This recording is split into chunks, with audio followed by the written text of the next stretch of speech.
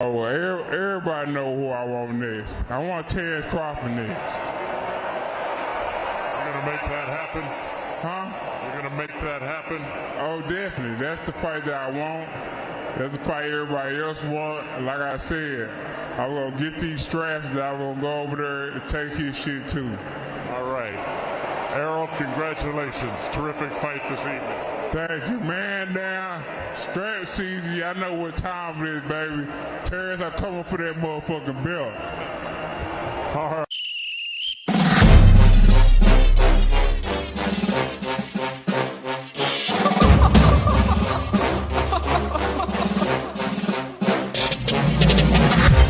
I'm not catching fades anymore. Gotta keep my hands clean when they come for the board. Keep it smooth like a dawn, making moves in the dark. Cause I learned how to swim in the pool full of sharks. Now they coaches, cause they can't read all his motions. How the kid never switch codes, but he code switch focus. Staring down your team with a frozen, ice cold look that could end the summer solstice. Cause I'm more like the top dog. Keep on running game and the gang will accost y'all. I be calling plays from a plane while I'm off court. But we ain't the same, you a lame, I'm a mob star. Actually, I'm a top dog on a stat sheet. Off court, but I call plays for the athlete. Laughing when the cop cars try to catch me. Cause I rolled off in a taxi. With my feet up, I'm relaxing. Singing Figaro with no accent.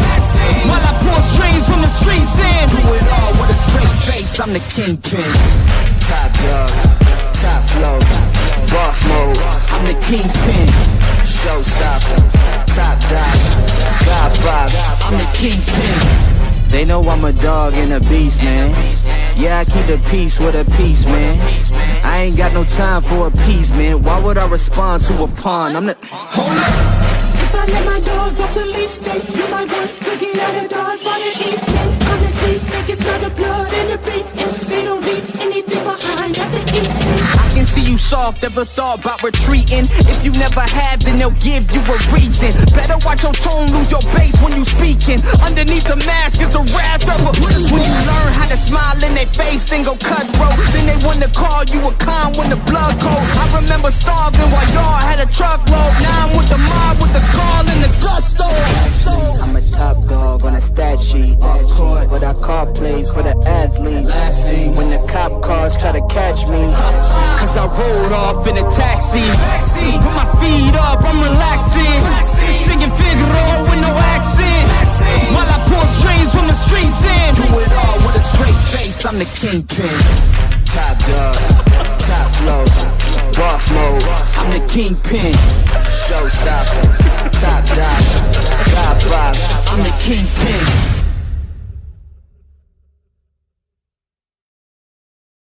What's going on? Hope y'all having a great week. What's going on, Philly Bully 91? Salute to you, brother. J Wash 4. Salute.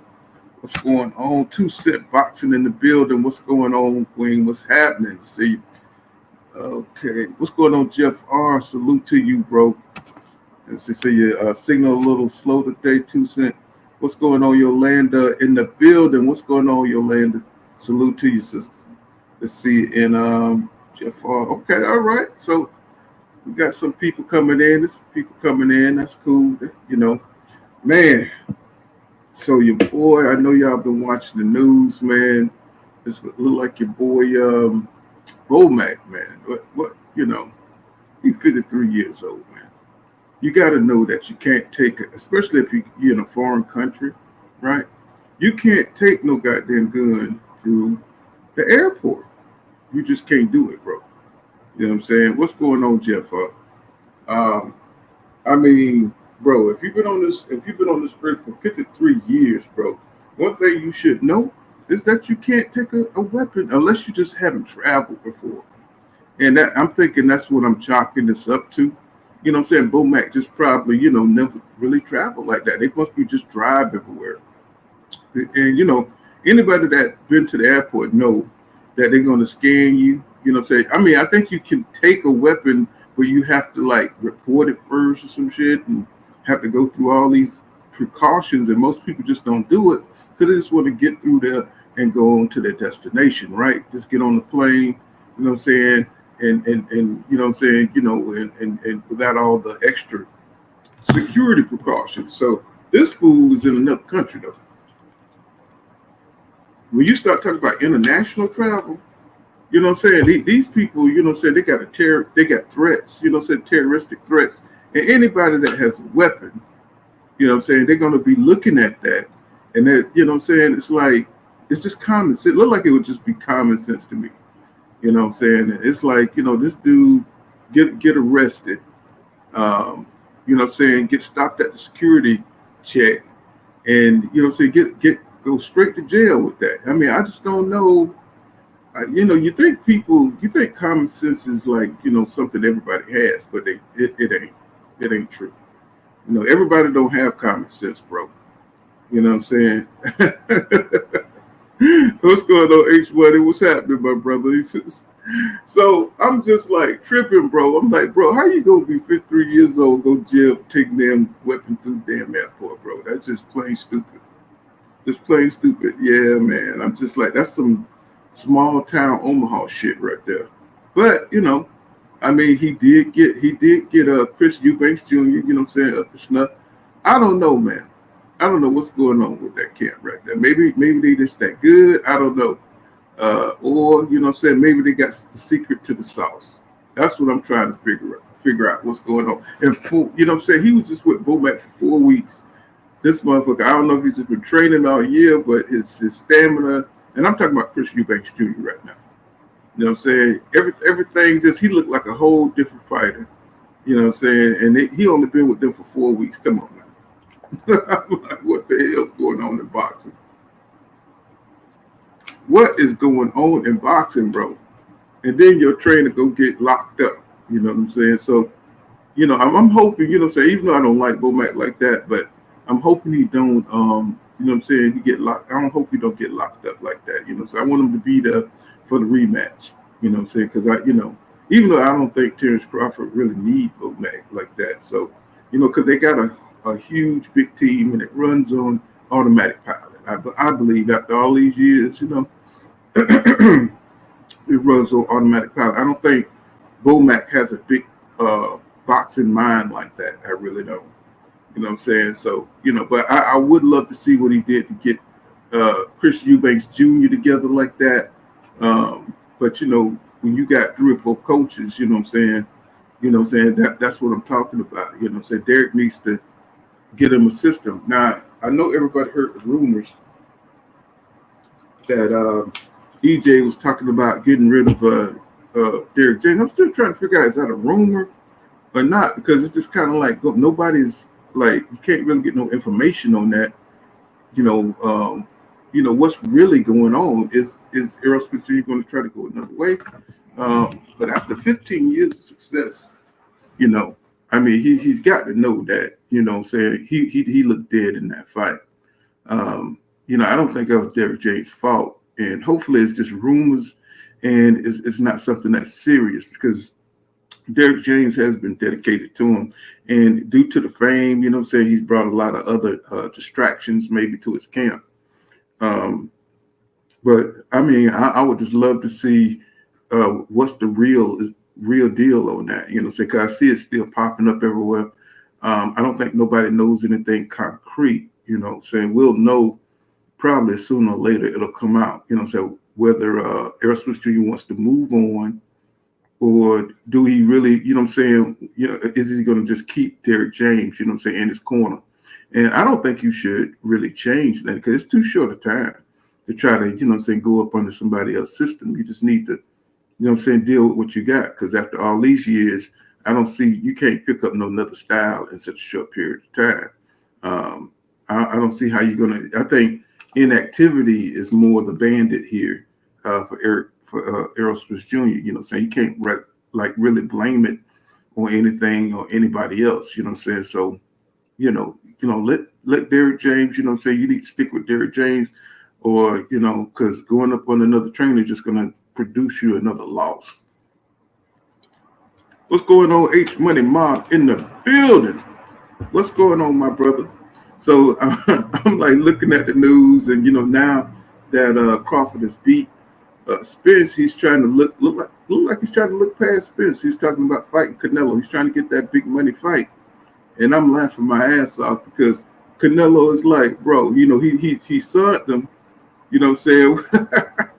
He sunned them by saying that, say Crawford only won one big fight. I'm like, he doing that Canelo shit again, But before Crawford said that he wasn't going up to no 168 or to fight Canelo. He said he wasn't gonna do it. So he's just kind of like going back and forth in his mind. But I guess somebody convinced him that that's probably the biggest fight that that's the biggest bag he could get right now. And I'm just like, damn. I said, damn, Crawford, what's going on with you? You know what I'm saying? It's like you still got a rematch, bro. You know what I'm saying? You still got to fight Spence again. And, everybody just say that it's a given that Bud Crawford is just going to walk through Spence again. But they don't, you know what I'm saying? Like Crawford just that much skilled than Errol Spence Jr. Even though I thought that, he was just dead at that weight. You know what I'm saying? I don't know, man. It's just boxing is just crazy, man. They think just because you lose one time, they think that you're done. And even though Errol Spence Jr. lost in a terrible fashion, he took a beat. Okay, he took a beat. But the man was done with 147, and he did everything he can to get down to that weight. He just couldn't perform at that weight anymore. And that's my opinion on that shit. But to write him off in the second match, I don't think so, bro. I don't think so. I don't think you could just write Spence off like that. And everybody's calling Spence one-dimensional now. And we know he's not one-dimensional. You know what I'm saying? He's a better fighter than that. It's just, if you drain, bro. If you can't, you don't have the strength to fight at that weight. You know what I'm saying? You just don't have the strength to fight at that weight. Now, how much, a few pounds, 154 going to do for Spence? I don't know. Because, he's been shrinking down for years and years and years. You've been shrinking down to 147 for, the past 10 years fighting at that weight. That's crazy. You know what I'm saying? And for him to have the discipline to do that, it's an amazing thing. Even if you take a beating, you got to be impressed that a grown-ass man, 33 years old is able to cut weight to that point. But, sometimes you can cut yourself right out the fight. And I believe that's what happened. What's going on, B-Dog, in the building? So he's already back out. Yeah. He's already backed out the top. Canelo talk. See, he be back and forth, man. You know what I'm saying? And not that I really want to see that fight, you know what I'm saying? Because I don't know how Crawford could do with that big of a weight jump. You know what I'm saying? Shit. Would I buy it? Yeah, I would buy it. You know what I'm saying? I would buy it just to see what happens. But, Canelo ain't on the table for Crawford. You know what I'm saying? That, Spence is somewhat of a bigger fighter. You know what I'm saying? He fights, you know what I'm saying? That's I think his best weight would be at a heavyweight.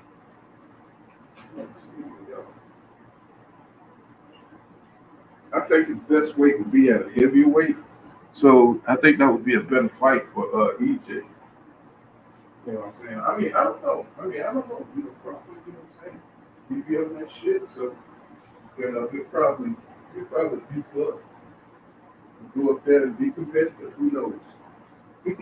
We've seen crazier shit in boxing. Boxing is going sideways right now. So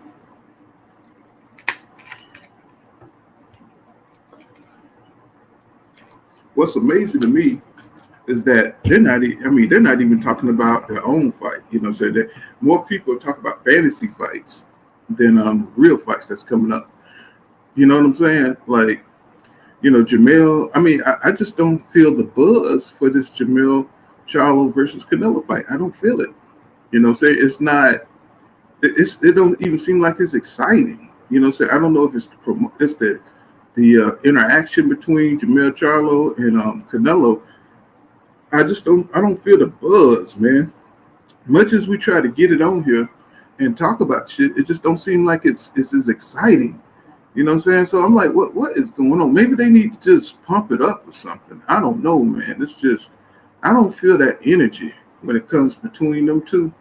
And, everybody just make it a foregone conclusion that Canelo is going to beat the hell out of Jamel Charlo. I think it's going to be a hell of a goddamn fight, and it's a fight that I anticipate. But nobody look like everybody want to see Canelo fight Bud Crawford. I don't get it. So it's a weird dynamic that's going on. It's like, damn. Well, maybe it's because Bud fought recently and beat Spence recently, and Canelo fought John Ryder. Maybe that's what it is. I don't know, man. Because you would think that people would be more excited about him fighting Jamal Charlo, and I just don't see the buzz. I don't see the I see the interviews and everything like that, and maybe they, we want that old Jamel to come out. We want that mean Jamel to come out. We want that nigga that's gonna talk shit to Canelo. And be like, instead of acting like he's just happy to be there, all of a sudden he's so dang professional now. And I just don't know what that's gonna lead to. I want to see that old Jamel. He really hungry. See. That it's like you want him to pump it up, man. It's like, oh God, bro. And he can. Jamel can talk some shit. And he need to get back to that, man, because right now I just don't feel the buzz for the fight. I don't feel the energy for the fight.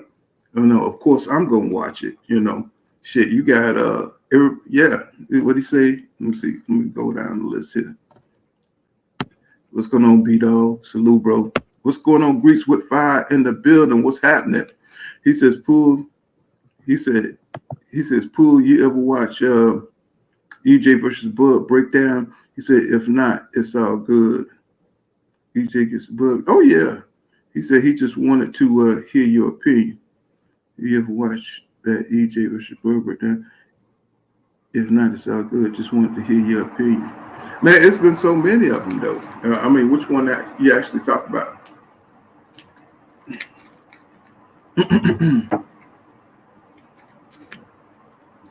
Jeff, it's been so many, and most of the boxing professionals, they knew he was dead in the ring.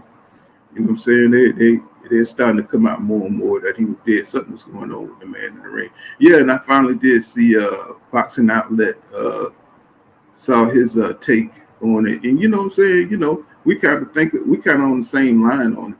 You know what I'm saying? It says Greeks, motherfuckers even talking about damn Derek James, you know what I'm saying, is on some Buddha shit instead of, saying, that boy crazy over there. Instead of praying to God, he praying to Buddha, and that's why EJ lost, and this craziness over there, man. I was like, hey, that shit ain't got nothing to do with it. Grease with Fire says, he says Crawford is not a draw.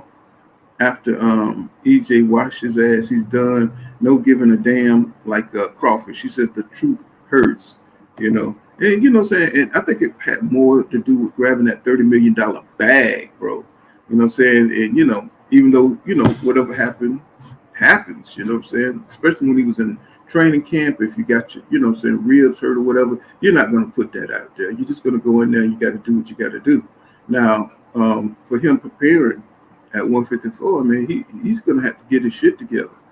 He can't go in there, with a bad camp. He can't have a bad camp against Crawford.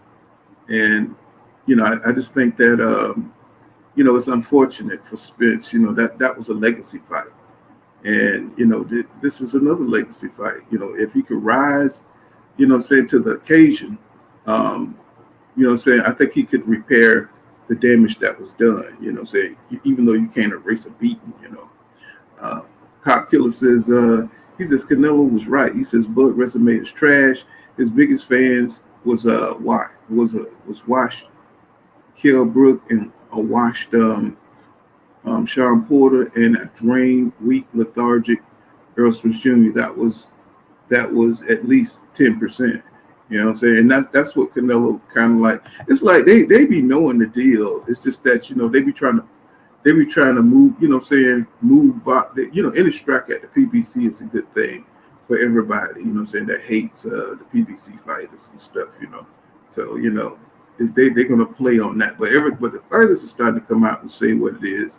He said, but they still talk about the skill level of Bud is going to be the same, and saying that Errol Spence Jr.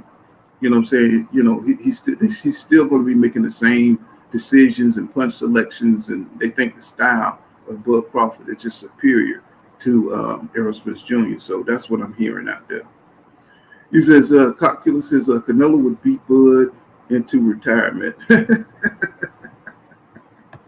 I don't know. I just think, I don't know. It's like Crawford I think he just trying to play on the fame of it. You know what I'm saying? Keep it. He knows how to keep his name attached to bigger, you know what I'm saying, bigger fighters. He knows how to clout chase for real.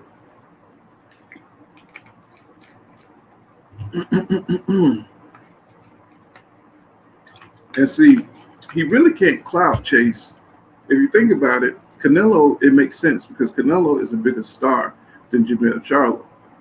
So you notice he don't really mention Jermell Charlo that much. Now that, you know, say he's beat Spence, he's attaching his name to Canelo, who's the next, you know, big thing in boxing. So he's trying to connect his name to Canelo. So it's a bit of a clout chase right there for me.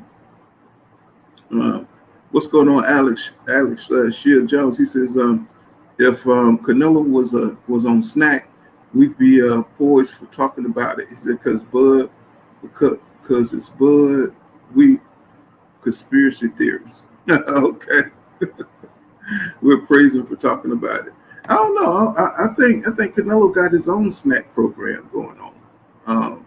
You know, if Canelo was with Snack, you know what I'm saying, that'd be like a double suspect thing, you know what I'm saying? Because, you know, we know how it is, bro. You know, Canelo already got Clenbuterol, I think that's how you say it.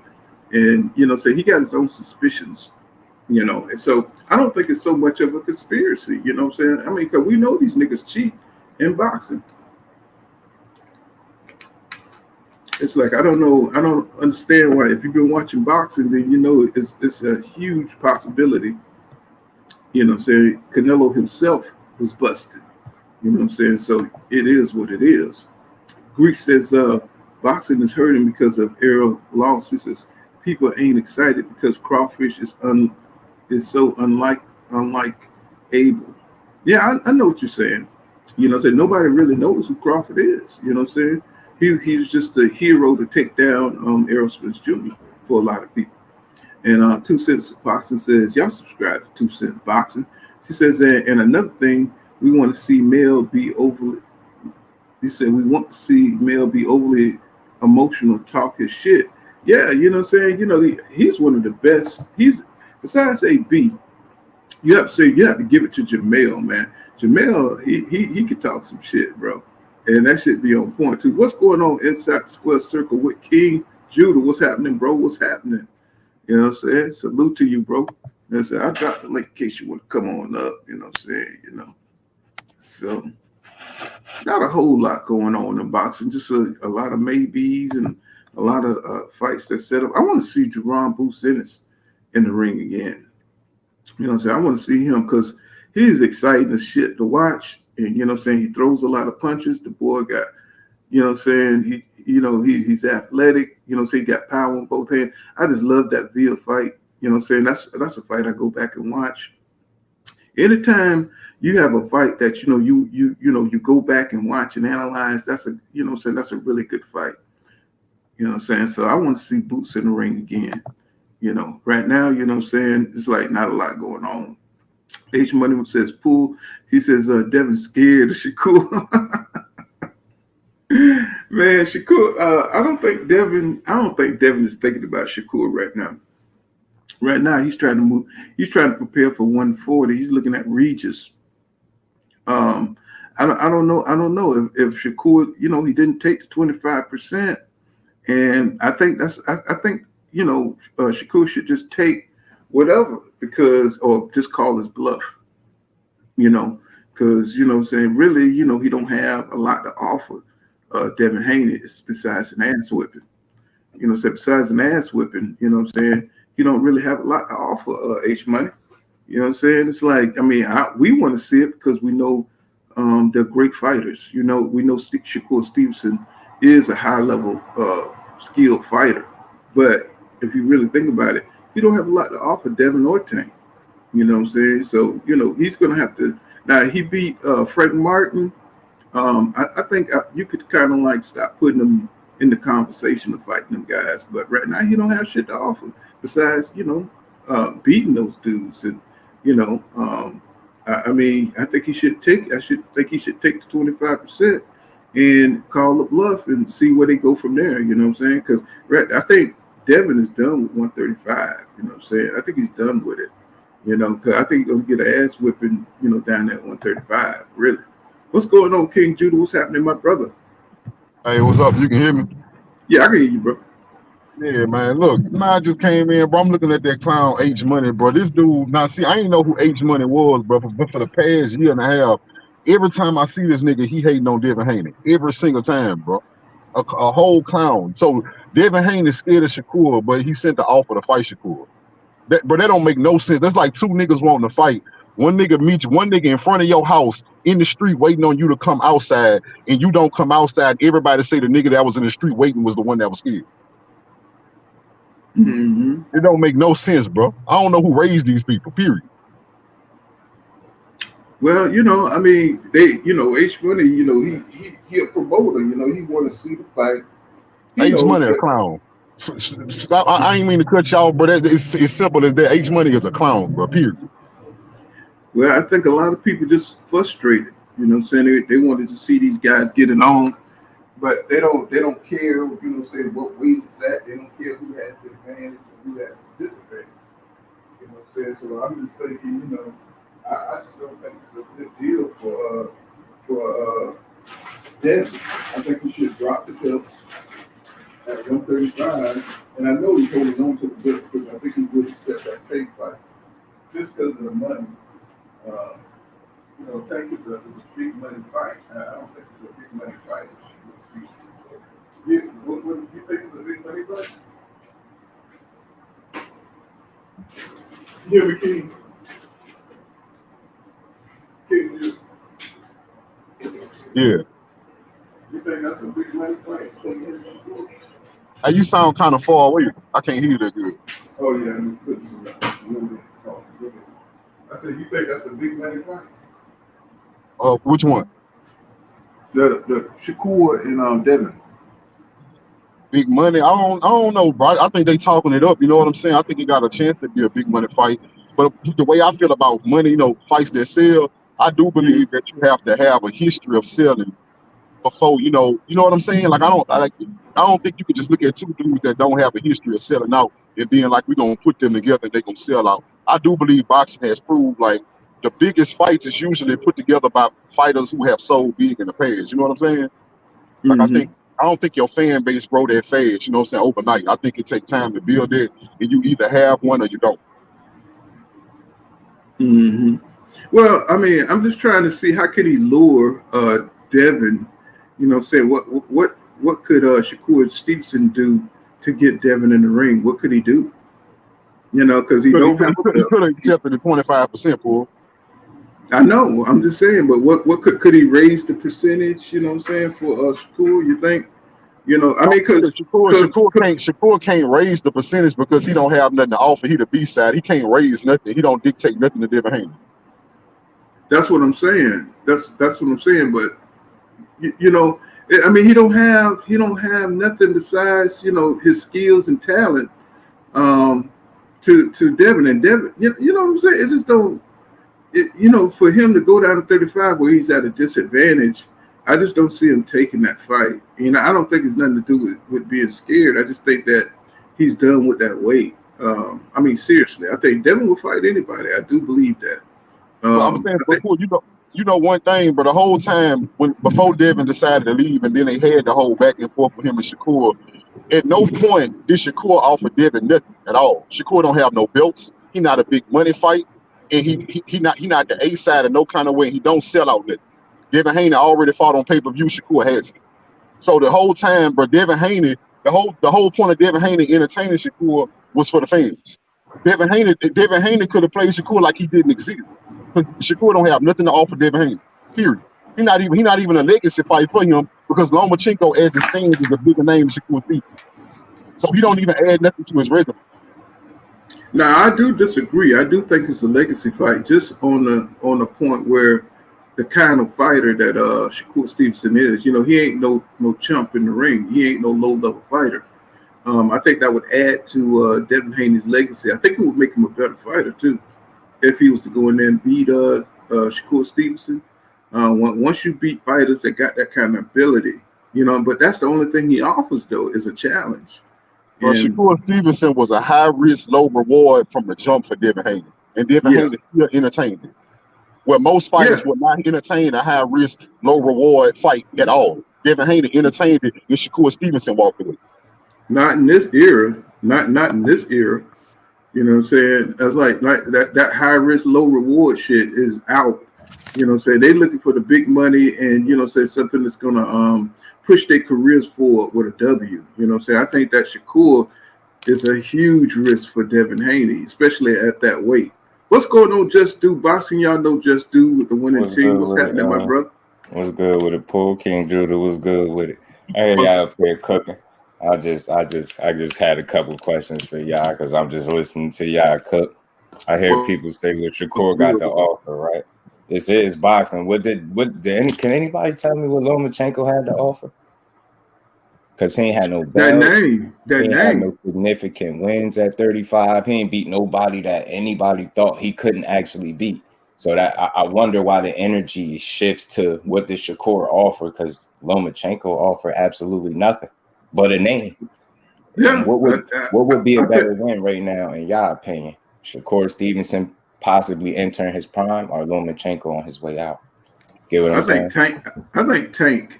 Because he's a real, you know what I'm saying, he's a star at 135. But look, but you understand that Lomachenko was the name because, you know what I'm saying, he was the star apparent. Apparently, you know what I'm saying, he's kind of like a star or whatever, you know what I'm saying? So I get you. But what did he have to offer when people, that's the only question, because when they asked Lomachenko had 3 losses. Lomachenko had 3 losses, bro. He was coming off a bullshit performance against Jermaine Ortiz. But everybody thought he lost that fight. Then Lomachenko get beat by Teofimo Lopez. Last time I checked, ain't nobody beat Shakur, nigga. Ain't nobody beat Shakur, nigga. Y'all niggas scared of Shakur. Bill Haney on video admitted that his son Devin Haney is scared of Shakur. We don't want no smoke, nigga. Fuck is you talking about, nigga? Yo, you a bitch, nigga. Your mama a bitch too, nigga. What's happening, nigga? Bitch ass, nigga. Let's face off, nigga. Your feelings. Your tears done dropped early. I bet I knock your ass out. I bet I knock your ass out. You scary ass bitch. Shut your bitch ass up. You hoe ass nigga. I slap the shit out your bitch ass nigga. You just proved it. You came up here and proved that you was a bitch ass nigga. Yeah, nigga. King Judah always right, bitch. King Judah always right, bitch. I said you was pussy, and you came up here and proved it, nigga. Crybaby ass nigga. Hey. Y'all come. Calm down, H money. I told you that nigga was a clown, man. I told y'all this. I told y'all that nigga was a clown, man. Money. Yeah, hey, calm down, man. Can you just have a conversation here, okay? I mean, god damn. Okay, we went off the rails there for a second. God damn. Woo, man. What my man? I guess oh man, Just Do, he just Yeah, Just Do don't be with that bullshit. Yeah, Just Do is trying to have a regular conversation. You feel me? He don't be with all that. You know, I told you that boy was a clown. But anyway, bro, listen. The whole point of the matter is, bro, these niggas is in their feelings because just for the last couple of months, I don't know if you've been paying attention, but I always come up here and I tell people what I think gonna happen. I rarely ever talk about what's going on. I like to try to guess what's gonna happen, and I've been correct. I said, bro, Devin Haney was gonna move to 140. It take a big fight. I told y'all that before he chose Regis, because everybody kept saying Devin gonna go there. He gonna be scared of Regis. He gonna be scared of the top dudes there. He gonna fight somebody we don't know. I said Devin gonna take a big fight at 140 and try to get a belt, because I know how Devin Haney moved. He was going straight for a belt at 140. Let me get this off real quick. And I said when Devin do that, that shit is gonna shine a light on Tank Davis, and it's gonna shine a light on Shakur Stevenson. Now Shakur Stevenson didn't talk fight with Frank Martin. That's a good ass fight. If Shakur do that, I ain't got no beef with that shit. That'll let me know he is who I thought he was. But the point is, this light that's getting shined on Shakur, Shakur and Tank Davis, that shit got their fans heated. They never thought they fighters was gonna be in this situation where they the ones that got something to prove, and what it is deep down inside, they don't know if they fighter gonna prove it. So all they can do is point fingers at Devin Haney, and that shit got these niggas, man. They is pissed off, fool. Well, I mean, I understand. I mean, I'm trying to get back to my computer. I think they understand why Devin took the Lomachenko fight because to me, Lomachenko had the cachet. He has the name down there at lightweight. You know what I'm saying? So, I think that was a good name for Devin. And plus, you know what I'm saying, with, like you said, like at his age and everything, it was just a good time for Devin to take that fight. Do I want to see him fight Shakur Stevenson? Yeah. But I don't want to see him fight at 135. And you know what I'm saying? I hope people understand that it ain't just about the names getting together, but this is about the names getting together, you know what I'm saying, when they're at their best. And I don't think Devin would be at his best at 135. So that would put him at a disadvantage. So he need to drop the belts unless he's going to fight, unless he's going to still fight again at 135. You know what I'm saying? And he kind of in a trick bag right now because if he fight at a catch weight, then, you know, say him being undisputed at 135, you know what I'm saying, that's kind of off. So he need to go ahead and drop the belts, you know what I'm saying. I think him and Stevenson are going to fight eventually anyway. Eventually Stevenson going to have to move up to 140. Or he could just sign on the fight at 140. You know what I'm saying? It seems like these guys are not interested in them belts like that. So, I mean, why can't he just move up to one? You know what I'm saying? Just somehow make the fight. To where they could fight, they could be at their best. I don't know if that would affect Stevenson at, you know what I'm saying, moving up to 140. Could he still, you know what I'm saying, be as effective as he is at 135? So it's all about the guys getting together at their best. I don't want to see another Errol Spence Jr. Bud Crawford type situation where, you know what I'm saying, Devin is super drained. You know, saying Stevenson just beat the hell out of him down at 135. I mean, who wants to see that? You want to see the fighters when you know they're at their best, is what I'm saying. So, you know what I'm saying? I have no problem with Devin moving to 140 and, you know what I'm saying, fighting where he's healthy. You know what I'm saying? So, because, you know, he's not going to be able to compete with them guys at that weight class. If he's willing to fight at 135 for Tank, you know what I'm saying, it's going to be terrible for him too, because Tank, you know, you already know, you know what I'm saying, if he's at his healthiest and Devin's at his weakest, you know what I'm saying, that ain't going to last long. So that's why I say, you know, we might as well forget about Devin Haney talking about fighting Stevenson at 135 anyway. So to me, it's just plain and simple. So I don't understand all this passion. That's a lot of goddamn passion, you know what I'm saying? Because I think these guys are going to fight. They're just too bigger stars, too bigger names not to fight, and they're too close in weight classes not to get it on. So, you know, we seen Tommy Hearns, you know, say make that jump from you know, say 135 up to 147. You know what I'm saying? So it's going to happen. You know what I'm saying? Eventually it's going to happen, you know what I'm saying, that they're going to get it on. What it is just like what you said about, you know, about what Shakur got. Not Tommy Hearns. I meant Duran. My bad, from 135. I meant Duran. I got to get my coffee. Go ahead, bro. Keep it going.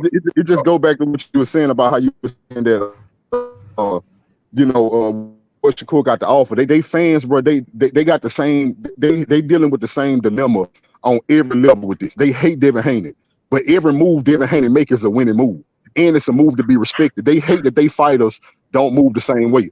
Deep down inside, bro, these Shakur fans, they hurt and they pissed off that Shakur didn't take 25%. But all they can do to save face is be like, well, you lowballed him. He deserved better. He deserved better. Deep down inside, bro, they wish Shakur Stevenson took that 25% because they believe Shakur Stevenson can be Devin Haney.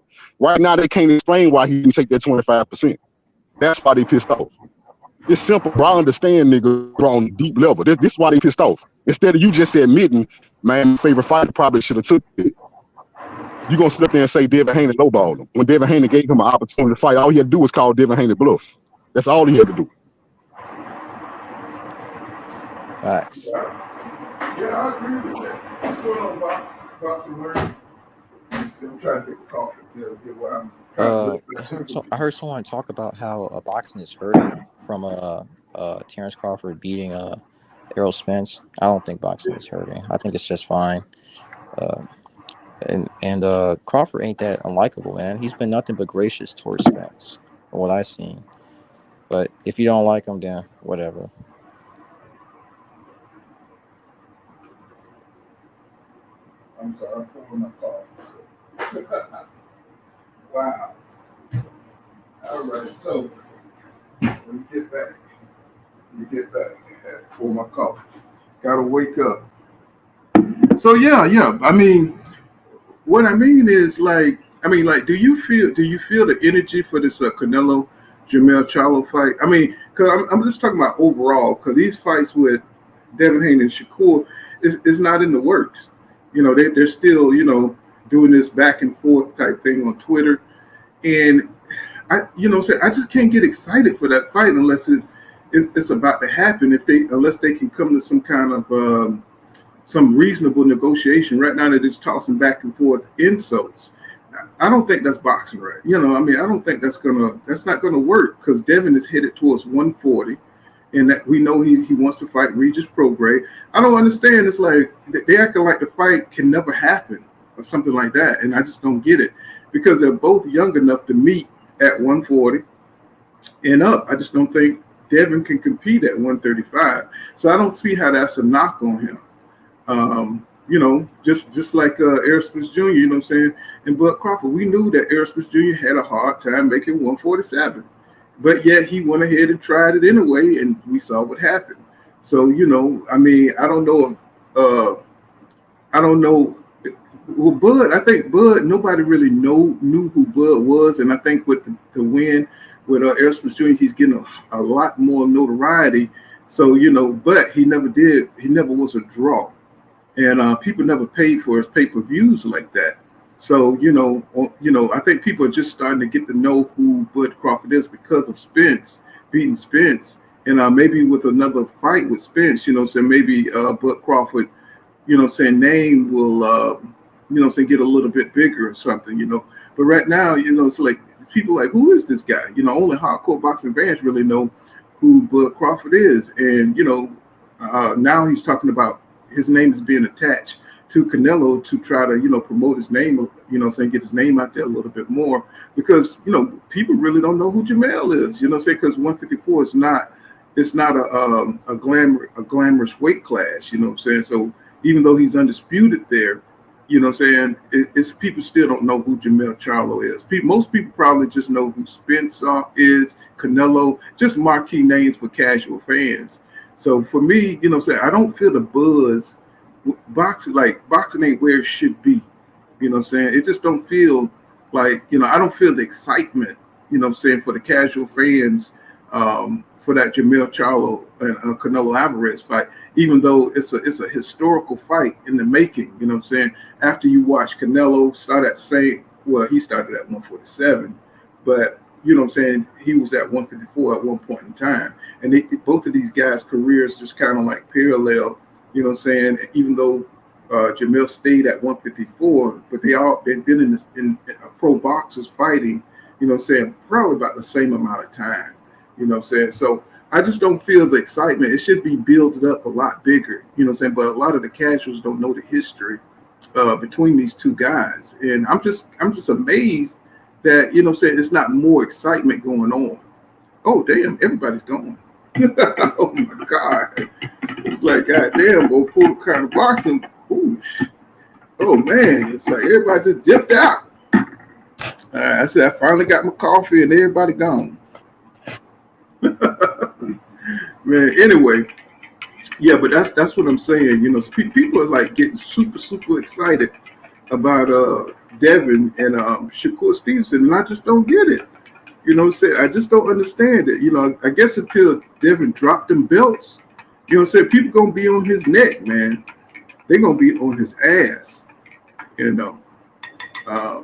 So he's gonna have to make a decision soon here, whether to keep the belts, drop the belts, and let Shakur Stevenson see what he can do, see who he can beat, because he got them Frank Martin problems too.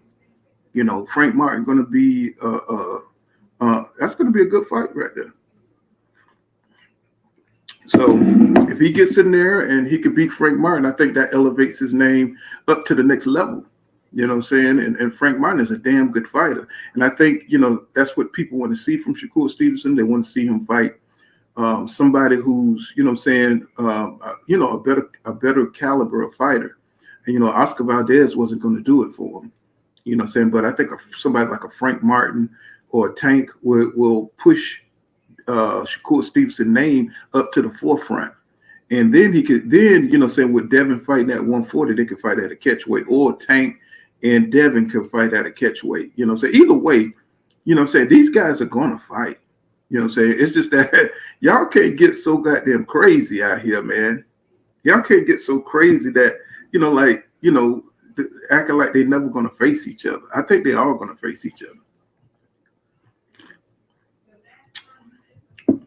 And, Devin might be, like King Judah was saying, he's high risk, low reward. You know what I'm saying? It's like nobody, these guys are not in the business of taking high risk, low reward fights. You know what I'm saying? But I tend to like those kind of fighters that do take high risk, low reward. But I understand when they don't. You know what I'm saying? We did, Marvin Hagler didn't fight Mike the Body Snatcher. You know what I'm saying? That would have been a hell of a fight, right? But he didn't take it because, Mike the Body Snatcher is the one who took out Julian Jackson. You know what I'm saying? The first one to beat Julian Jackson. So, when you got a fighter, with such talent, when you got a fighter with such damn talent, you know what I'm saying? That's a high risk, low reward. You ain't getting shit. You know what I'm saying? If you get your ass beat and you got all the belts, look at Devin Haney. He's undisputed at 135. Now, I do want him to fight Stevenson because he's undisputed. I want him to take on all comers, but he can't fight at 135 no more. You know what I'm saying? It's like he's just dead at 130. What people don't understand about that, you know what I'm saying? But I do think he should give up the belts immediately. You know what I'm saying? Because I think we understand the fact that that's what it is. What's going on? 2 Cent Boxing in the building. What's going on, King Judah? Can y'all hear me? Yeah, you can hear me? Yeah. Yeah. Now, I don't know how I got disconnected the first time, but nah, man. I believe that too. I think he do need to get a belt up, but I done said this before. I know what he's doing. I don't necessarily agree with it, but I know exactly what he's doing. But, he don't hold them belts as long as he can for different type of leverage. You see what I'm saying? Like, it's like he don't even have to build a fight, but I don't think it's genuine. That's why coming off like it don't make sense. First of all, let's say hypothetically he was offered 25% for the contract, and Shakur's like, no, I deserve 50. Well, it makes sense, Shakur. Why do you deserve 50% after the sacrifices that Devin made to get those belts? When you come, Yeah, you sound like a robot, Queen. You sound like a robot. Or is that me? Yeah, I think I know. Can you hear me now? You was kind of breaking up. Can y'all hear me now? We heard a part. Yeah, go ahead. Okay, my signal kind of bad, but I'm gonna be quick. And I see Just Do keep saying what did Loma have to offer, and Loma looks good on his name. Yeah, that's what I'm saying. Loma looks good on the resume. He's kind of made. I feel like Bob has made him into a gatekeeper. If you can beat Loma, you can keep your titles. Yeah, that's what Loma turned into to me. I'm saying Just Do knows that. He didn't have like nothing officially to offer, but his name is it's got cachet. It carries cachet because of all of the system behind Loma, and his Olympic pedigree. Yeah, all the hype behind Loma. You know what I'm saying? They built his name up, so he was a good name for that division for Devin. You know what I'm saying? He's better than Akimbo, so. You know what I'm saying? He's better than the Jorge Linares. You know what I'm saying? So it helped build his name. Shakur is more of a high risk to beat Devin Haney. You know what I'm saying? Somebody has all the ability in the world, but he don't have the cachet of a Lomachenko. You see what I'm saying? I think Shakur is a better fighter than Lomachenko, right? But he don't have the namesake of beating the Lomachenko. So you understand that, Just Do. Go ahead. And Loma's not and Loma's not fighting you unless you got a belt or unless it's for a belt. So that's where we are with Loma, if you ask me. Right. Like I was saying, man, like that's basically what it comes down to. These people, but the thing is, when you look at the whole landscape of it, it's only because it's Devin Haney. You see what I'm saying? You got people like your boy came on here, the clown that just left off here talking about Bill Haney exposed his son, said he was scared. You can bring up that, but you leave out the fact that Shakur told us that he always got the best of Devin, and you conveniently left out the part that Bill Haney released a video of Devin making Shakur Stevenson quit after Shakur said he always got the best of Devin. Y'all just ignored it. They ignored it. Then I hear people saying that the offer Devin Haney sent to Shakur wasn't real. The 25% offer because Bob Arum said so. How could Bob Arum know that it wasn't real? If Devin put it out there, all Shakur had to do was call his bluff. So that's like Bob Arum telling you I could predict the future. Even though Devin Haney offered 25, if Shakur would have accepted, Devin Haney would have walked away. You know what I'm saying? That's not realistic. And I don't even know why the fans will be calling for this fight at 135. Y'all know Devin cannot make the weight. I don't even understand why Devin was even acting like he going back to 135. I don't think that would be wise at all. I mean, I just don't understand the energy, behind that fight. Obviously, a lot of boxing fans want to see that fight. But I just don't understand the energy about trying to make Devin look like he's scared or trying to make Stevenson look like, he's something that he's not. It's like these guys are professional boxers, Shakur, I understand that he wants to beat Devin, he wants the opportunity, but he's gonna have to do what he gotta do to get the fight. You know what I'm saying? That's all I'm saying. Because we saw Devin what he did to become undisputed, to get the Lomachenko fight. I think Shakur needs that same type of attitude. If I don't care if he offered him 5%, shit, it's an opportunity to beat Devin Haney, to get Devin Haney's name on your resume. You see what I'm saying? So I follow that logic. And to get the belt. Right. Call his bluff. And you would have had the belt.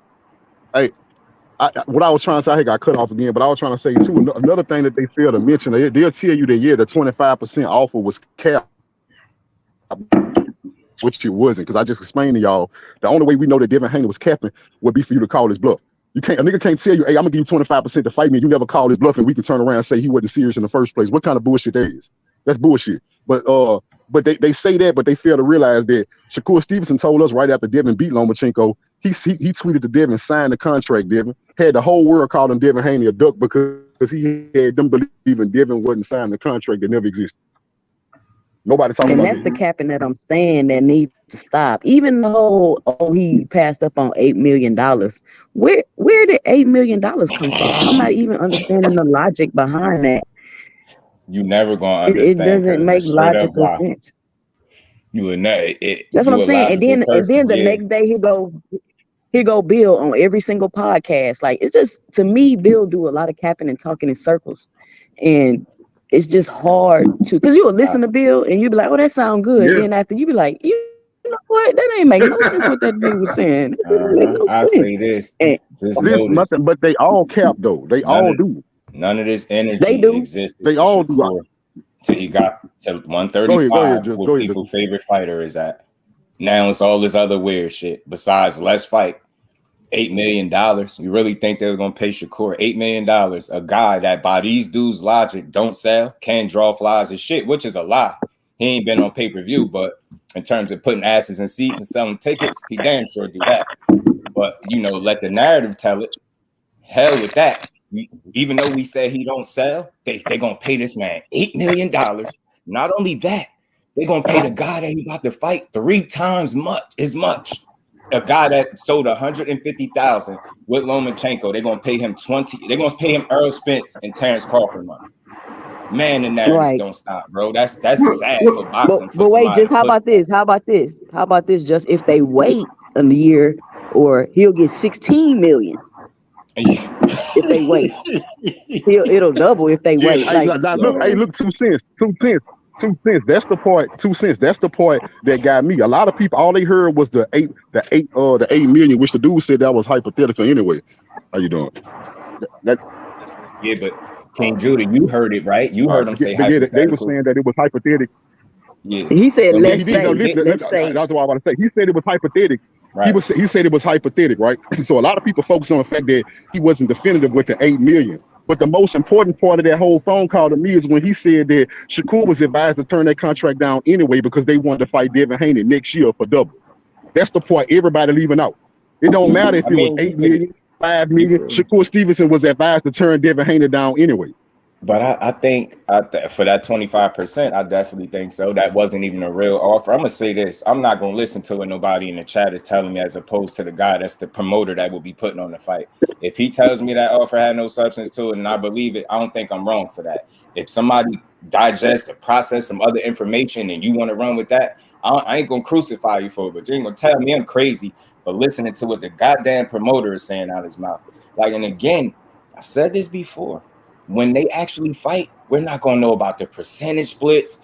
Nobody's going to have to force to do nothing because they're going to want to fight. Why, as soon as it's time to fight somebody that's really like that, we got to go through all this BS rhetoric?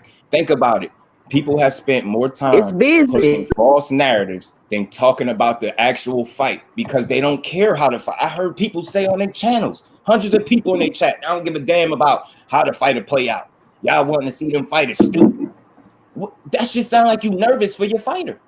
What type of mentality is that to have? I don't watch boxing and watch these dudes make money. I'm trying to see the best fight the best person if I can see that, and I'm willing to pay my money for it. I don't care about how much dudes getting paid, man.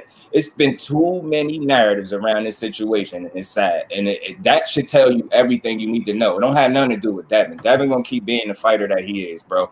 I think he's been doing great business.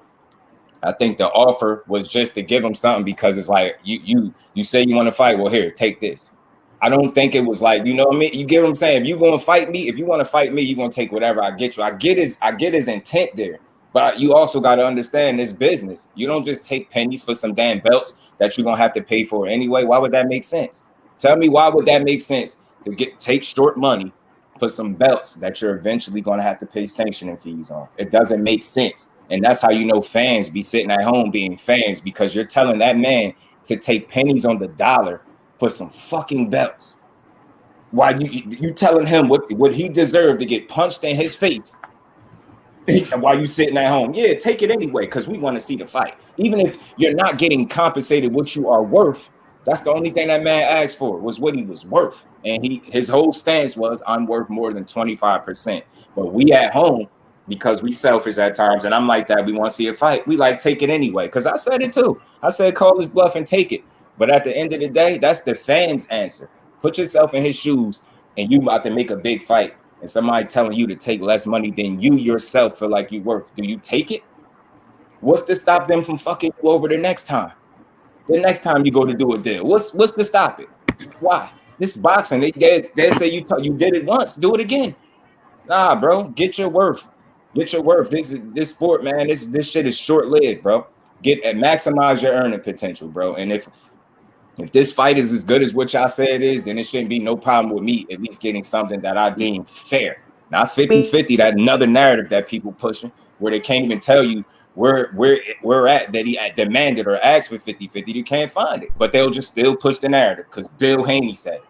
That shit is tiresome, man. The dude talks out of both sides of his mouth, but it's not to be taken the wrong way. I get what he's doing. He got his promoter hat, dad hat, manager. I get all of that. And he is supposed to make sure that people feel like his son is the baddest guy out there. And that's what he do. So I don't have no problem with what he do. But when I call out bullshit as a man, I don't want to hear I'm hating on somebody because I don't believe the rhetoric that he's pushing, bro. We just had a whole video come out. Make of it what you want. That shit was very telling. That's why people are mad, going above and beyond to slander Shakur, because they felt like that video made him look like less than. All type wiretaps, he's a cop. Nobody went to jail. This ain't street shit, so why people making it that? That's why I tell you, man, they lump everything to get boxing, man. People will push any narrative to make them sleep good at night. I'm telling you, that man wasn't even near, didn't record it. He told y'all he been had to record. He could have been posted it. You continuously, poke the bear. Y'all want to make the man look like less than a fighter. That's all he's been his entire life since he was 5 years old.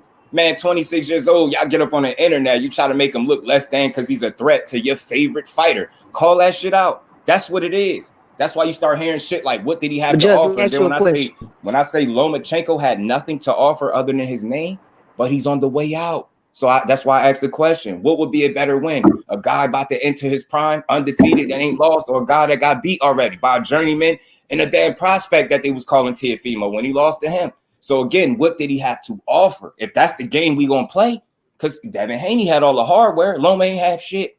He had 3 tune-ups in a row, and that's their words. They use that. The Nakatanis, the Comays, and I forget the other guy that he beat Jermaine Ortiz. They call him a tune-up. So again, who did he beat to deserve a shot at Undisputed? You get what I'm saying? So when people say that, what do he bring to the table? I asked y'all, did y'all have that train of thought when he fought Lomachenko, who he negotiated with, and wasn't willing to do that with Shakur? Don't tell me I'm not talking and making sense. I'm just telling you what it is. What negotiations took place? That man got his team to write a letter. That was the end of the situation. He went on to do what he's about to do now, which is fight Regis. That I'm hearing is going to be probably in December sometime. Maybe December. So, I mean, I don't even know why they still stuck on it. Them dudes ain't fighting each other. You know how we know? Because we knew too much of the inner workings. As soon as we heard a percentage, we should have known that the fight wasn't going to happen. The minute we heard it, it's the same thing with Bud Crawford and Spence. We heard all this number shit, no fight. They stopped one-upping each other on social media and trying to prove to the fans who keeping it real and who not. Once they both stopped doing that collectively, what did we get? A fight. So again, it's the same thing with Devin Haney and Shakur. The fact that we know all of this is just creating and generating a buzz. So when they do fight, and I don't really have a problem with it. I have a problem with the narratives. If you're pushing that Devin Haney, Doug Shakur, I'm not cool with it because I don't feel like that's the case. If you pushing Shakur, Doug, Devin Haney, I don't feel like that's the case. It's business. Obviously, them two dudes. Hello, can y'all hear me? Terms on business, so we got no. That's simple. You can point and blame whoever you want, but that's not gonna get us no fight. I like both of the dudes. I respect them both. I can't wait to see them actually lock up and fight, man. I think this fight it's gonna be what it need to be for boxing, but I just don't think it's time for it. You get what I'm saying? I said this before. I don't think they intended to fight each other early. I do think they had conversations about meeting up at a later time. I do, because they were cool. But I think plans changed once they found themselves participating in the same weight class. Now it's like, yo, if I'm here, I'm supposed to ignore you. You got everything. Like, you get what I'm saying? So again, I don't understand why people turn him wanting to fight Devin Haney into a personal. They're supposed to want to fight each other. You get what I'm saying? So I hope we do get this fight down the line. But remember, I said this because I feel like I'm 100% on with this. When they do fight, we're not going to hear about percentages. It's not going to be all this unnecessary shit. They're going to do good business, and it's going to benefit both parties. And because of that, we're going to get a fight. And may the best man win. Like I said, I rock with them both. I just hate false narrative. Let me ask you this. And pardon me, my bad. I was mad long-winded. Let me ask you, just do. Mm-hmm. Now, do you want to see this fight take place at? I think Devin Haney. I think Devin Haney can't fight at 135 anymore. I'm with you. So, and I think that puts him. I think that puts him at a disadvantage. So I just wanted to hear your thoughts. When do you think? Where do you think the fight should take place? See, and I'm glad you asked that. Because for me, I'm with you, Paul. I'm with you and everybody else that feel like that man is not healthy at 135. See, I'm not so selfish to the point where I want to see Devin Haney. I want to see the fight so bad that I want to, even if he's depleted.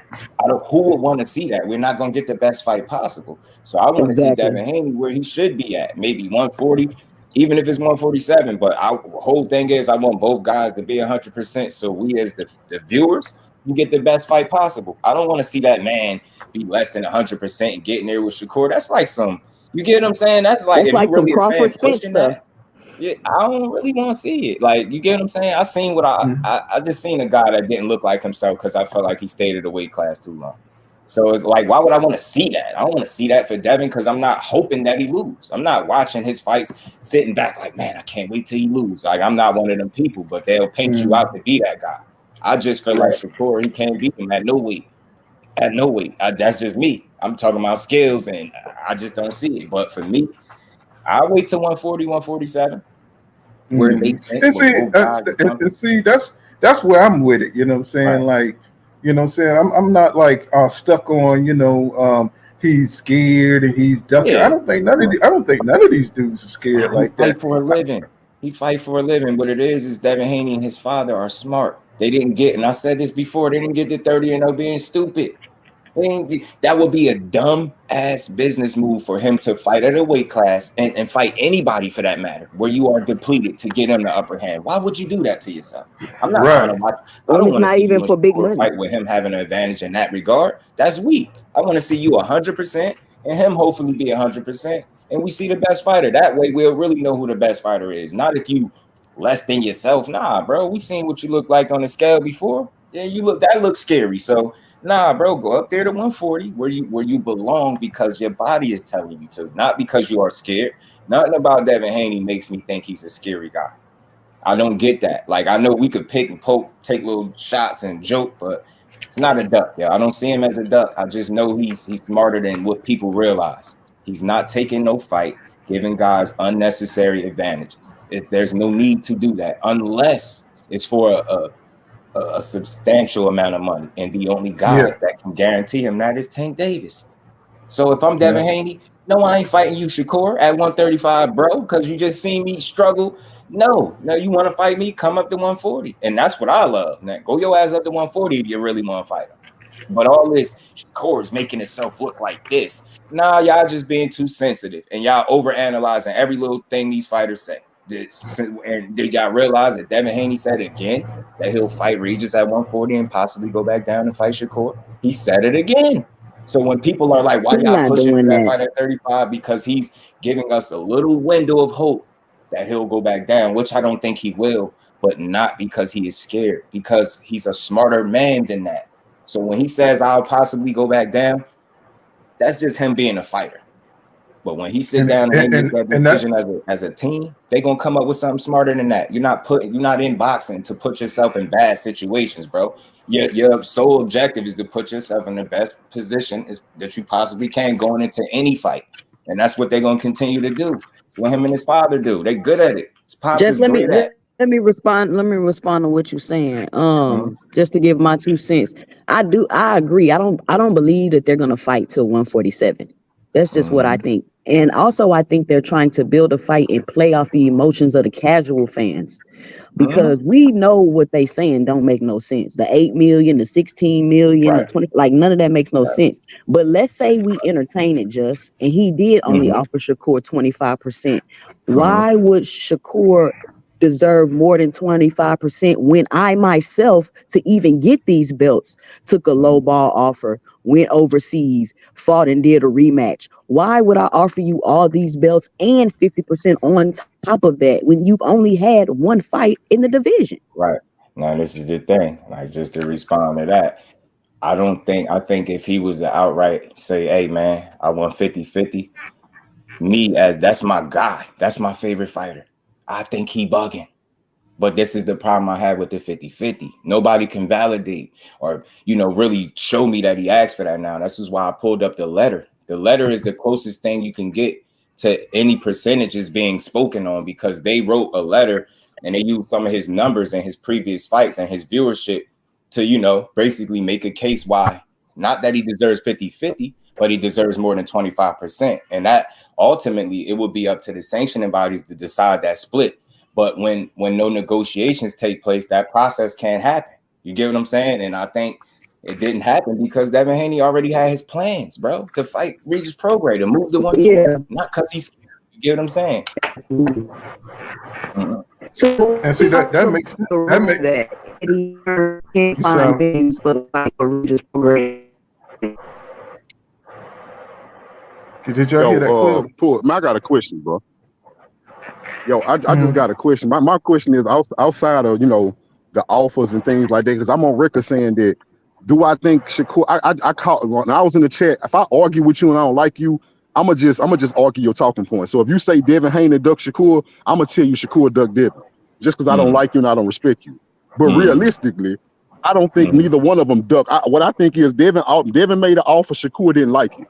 Because the reason I wouldn't say somebody duck is because I do believe that Shakur Stevenson and Devin Haney is a 50-50 fight. My logic tells me that Shakur good enough to beat Devin, so I won't call him a duck for not taking the fight. But my issue is, it seems like everything is just different when it's Devin Haney, because Devin Haney made an offer, Shakur didn't like it, so he moved on. You have whole channels dedicated to telling people that Devin Haney is a duck.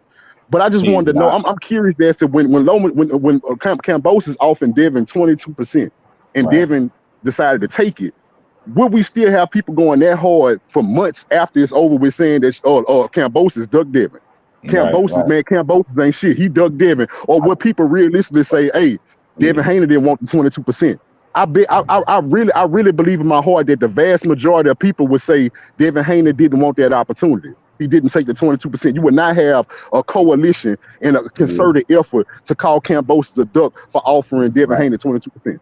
Right. I mean, I'm with you. I just think we get to this point because you got people that just don't factor in everything. You get what I'm saying? I think that the situations are different when it's Kambosos and Devin Haney as opposed to Shakur, because we know that Kambosos ain't in the league of a Devin Haney and Shakur.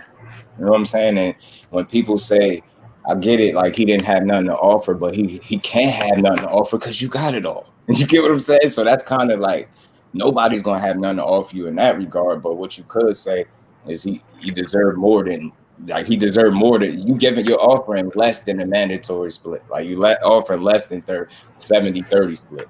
So what he's saying is, with me being a 2-division former unified champion, I deserve to be treated better than that.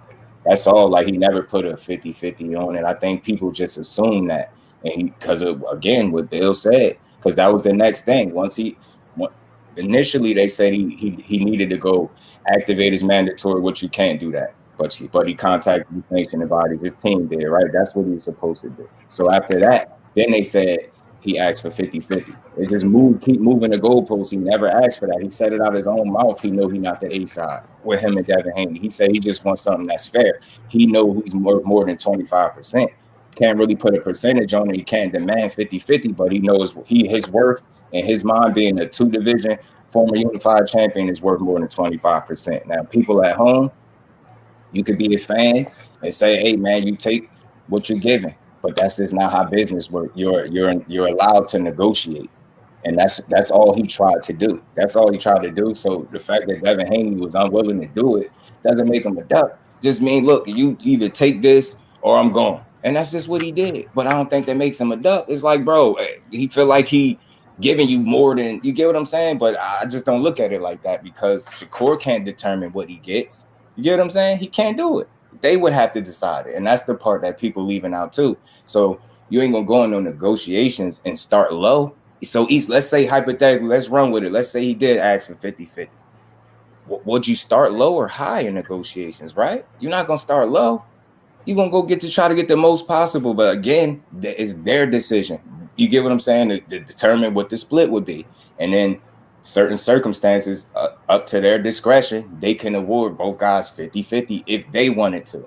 You get what I'm saying? But that process never took place. So we couldn't get there. You get what I'm saying? So when people start talking about all this money, I'm like, how y'all get all these numbers and nobody negotiate? Like, y'all tripping. And again, I say Bob said it wasn't. Well, what I think it is, Just Do, is that we see what we're seeing now is the B side of a lot of fights. You know what I'm saying? Where the B side is trying to, you know what I'm saying, they're trying to demand, you know what I'm saying, they're trying to make more demands. You're like, if you're asking for a fight and you're asking for an opportunity, I think you should take the opportunity, because that the guy that you're asking to fight from, the champion, they can ignore you. You know what I'm saying? Unless let's say Shakur do this. He becomes the interim champion, right? And then he forces it to a purse bid, right? Maybe he can go that route instead of this other route by saying, you know, Devin is this and that, or he know his worth and all this shit. Nobody don't want to see that from the B side, bro. We just want to see the B side push for the fight. Yeah, you know what I'm saying? And once he gets, because you know, we just went through this with the biggest fight in boxing. You know, and we saw Bud Crawford was either he almost acted like he was the champion, he was the A side, because he's like, I'm not gonna, because EJ wanted to fight so bad, he wanted to be undisputed, he put himself at a disadvantage. Nobody wants to see that shit again. You know what I'm saying? People want to see. I understand that, you know what I'm saying, that Shakur is a really great fighter to me. You know what I'm saying? And I think he's a high risk, low reward type fight. So if you're looking at it from that point of view, we've seen a lot of fights that didn't happen because of that. I just mentioned that Mike the Body Snatcher never fought Marvin Hagler because he was a high risk, low reward type fight. He went on to beat Julian Jackson, who was a knockout artist, right? But see, the thing is, you making that's facts. What you saying, I wouldn't argue that. That's part of what I was saying when I say people don't factor in everything. There's legit, like what you just said, that's a legit point. The problem is people don't know how to have a conversation if it's a point outside of what they initially think. Like, that's not my thought process, but I ain't foolish enough to tell you that you wasn't just logical right there. You was very logical. So that's why I say, like, there's so many ways to have this conversation. I think the problem is people feel like one guy or the other is wrong. Let's not forget that their goals, their team goals, is to put their fighter in the best position possible. And I just don't see with Shakur Stevenson with his previous accomplishments that his team would allow him to take such a low percentage. I just don't think they would allow that because they know his worth. And then think about this, just dude. If he, just like Devin Haney, you know what I'm saying, and that's why they always use this.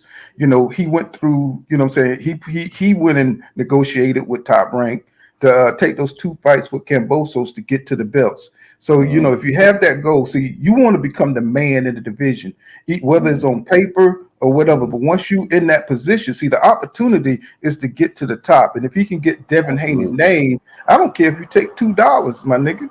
You know what I'm saying? It could be a $2 purse, but long because he's got the cachet for the division. You see what I'm saying? I get you. I can't tell you like I get that part of it because that's the way I had a conversation. I'm open to that side too, but I just think people got to realize just put yourself in his shoes. He looking at it like, what?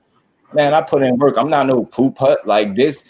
I get what you're saying about I can't, you know, I'm not the A side, but damn, you're gonna treat me like I'm less than Kambosos. It don't matter. You get it. It don't matter. Just do you get in there and you beat his ass and you the man now. Now you making the decisions. Now you making you the man to make you the A side now. You know what I'm saying? People don't look at it. You know, you're not you're trying to open up opportunities, what I'm saying. Right? And once they give you that opportunity, you go in there and you show them. And then look at Crawford. Now he the man. He the man now. You know what I'm saying? Even if he would have came out short on the negotiation and he went in there and he beat Errol Spence Jr. Now Errol Spence Jr. is insignificant now. Now you the man. Now you can make just like Floyd Mayweather when he beat Oscar De La Hoya. He was, even though he was a great fighter, he was the lesser fighter. You know what I'm saying? And he went in there, he beat Oscar De La Hoya, and he became the greatest money making, you know what I'm saying, champion ever. And I think that these fighters don't want to go through that. You know what I'm saying? People want to. I'm with you, but even with that, right? If I'm not mistaken, I could look it up to double check. I believe that split was like 70-30. Yeah, it was. And I think that's the only thing. I think that's the only breathing room where Shakur is trying to say, like, yo, that's less than the mandatory 30% that I would get. Like, why am I being offered less than what the mandatory? Like, you get what I'm saying? People use that because you high risk. Because you high risk. Floyd took 30, not 25, and people be like, but you know, it's only 25, it's only 5%, but it's again 30 is bigger than 25. And I think you heard me though. It's because he high risk, bro. Yeah, the likelihood of Shakur beating Devin Haney is huge. It's like 60 or 70% that he may go in there, especially at 135, because he would have to fight at 135 for the belt. You get the point. And it's said the fact that he's high risk. You get what I'm trying to say? Like a high risk guy, you would think deserves some not no low end money. No, not from the ASAP position. You see what I'm saying? Not from their position. You know what I'm saying? Because to them, they walking into an ass whipping. Right. So I'm going to open myself up to an ass whipping. I need to grab most of the money. It's almost a guarantee that this guy can beat you. Because you at a disadvantage. You're not healthy at the weight. That's why when people, if you're saying that to me, I don't put up resistance to that. I just had a conversation with you. I'd be like, I get it. I just understand it on both sides. That's always been my take. It's not one way or, you know what I mean? Neither guy is wrong for trying to make sure they're in the best position possible. That's what it boils down to. Devin Haney ain't wrong for not wanting to bend to more than 25%. Let's say if it is real, if that's what he want to offer, you want to say he's wrong morally or principle, you can take that route. But business wise, he's an A side. He can do what he want. And if you don't take it, then he can choose to go do what he's doing right now. And I don't think that makes him less of a fighter. That just means it ain't time for this fight because you ain't in a position where you can really, you get what I'm saying? Yeah. Negotiate, obviously. So it tells me it's not time for this fight unless you're willing to take 25%, and he's not. So I'm cool with it. I'm cool with waiting a little bit. You know what I mean? I'm cool with it. And just do if he beats Frank Martin, his name just get bigger because he keep beating these marquee guys. We know who's the best at the top of the division. His name is going to be unavoidable. He's going to have to fight Shakur. And that's why I like the fact that this fight didn't have to happen. I was hoping it would be Loma because he just had a fight with Loma. They had a close fight. I thought Shakur would make that fight convincing between him and Loma.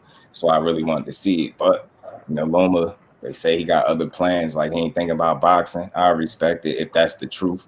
And then they just moved on. And this Frank Martin thing is a good look, man. This is the path. Yes, it is. Like, you get what I'm saying? Like, you beating guys like that will put you in a position for you not to be lowballed. So I don't think he got a problem with that. You get what I'm saying? It was an opportunity here for you. You get what I'm saying? I just don't think he was looking at it like, take it and beat a man later. You get what I'm saying? And I think sometimes we got to consider that. Maybe he didn't think it like that. And obviously not, right? He like, hey, man, I ain't the ace side, but I deserve more than that. But people like, nah, man, you take it. They thinking about the long game. He thinking about right now.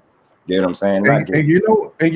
It's hard. Boxing is kind of shortcut now because Devin really needs to acclimate himself to 140 because they got some killers up there. Sure. You got Matisse, and I think that'd be a good look for him if he was able to go in there and beat Matisse. You know what I'm saying? But he don't have the time to develop that kind of to be acclimated at the weight at the same time to challenge opponent like Matisse. Right now, Regis is looking kind of, suspect. He looking a little soft out there, with the reach and the foot movement. And so that's the perfect opponent for him to come in. Coach is on it. His strength and conditioning coach putting in that work, man. He had a little message. Sweet. He need to stay away from that Bodan. He need to stay away from that damn Bodan down there in Louisiana because he was looking kind of bad, boy. You know what I think, Paul? And I don't like to make excuses, but I like to have conversations. I think it's some contributing factors as to why he may have looked that way. So people might call it an excuse. I think it's real. For one, I think that was a homecoming fight. Yep. I was just about to go there. Go ahead. I heard him talking. I heard him like some of the stuff that he was concentrated and worried about had nothing to do with the fight. And just from my experience of seeing fights of that magnitude and hometown fights, the things that he was preoccupied with, they usually have other people in place to take care of that. You get what I'm saying? And then the fact tickets and family and had a different opponent initially. Remember that he was training for a bunch of weeks for one guy, and then this guy came. So it's like I think that and a combination of the fact that Zarilla has some deceptive power, and he can box, he can move very well, and even with that, he did get caught. He got dropped.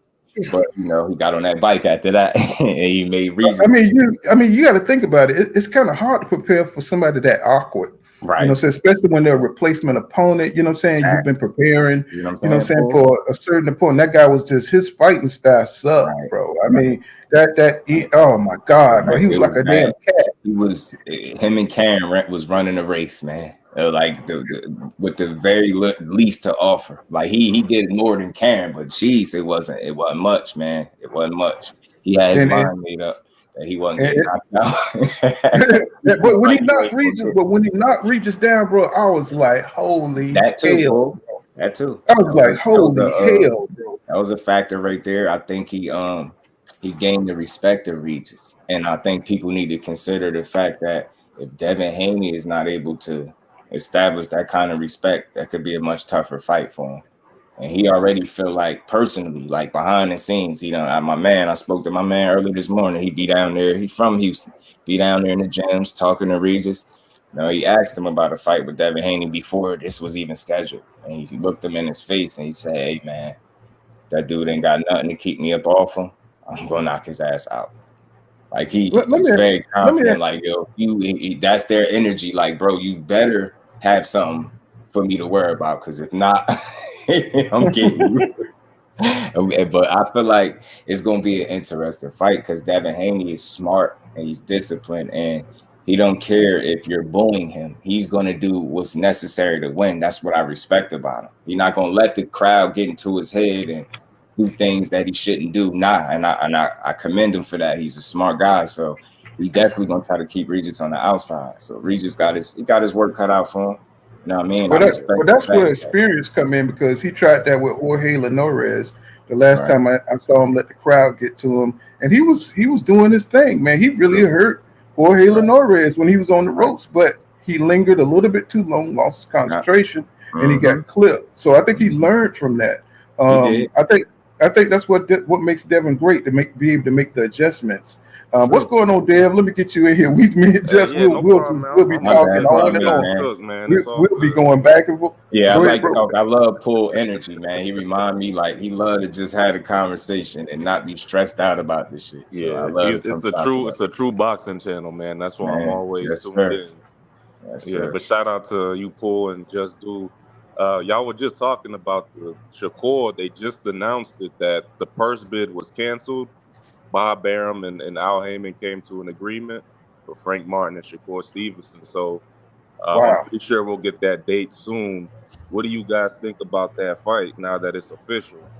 I'm from Jersey, so you already know how I feel. I had to turn the camera on for a second for that. Cut the camera on. I need a Pool. All the slander that I had to listen to over the last couple months that don't mean nothing. This going to put some of that to bed. This going to quiet some people up. I love me some Frank Martin too. Hell of a talent.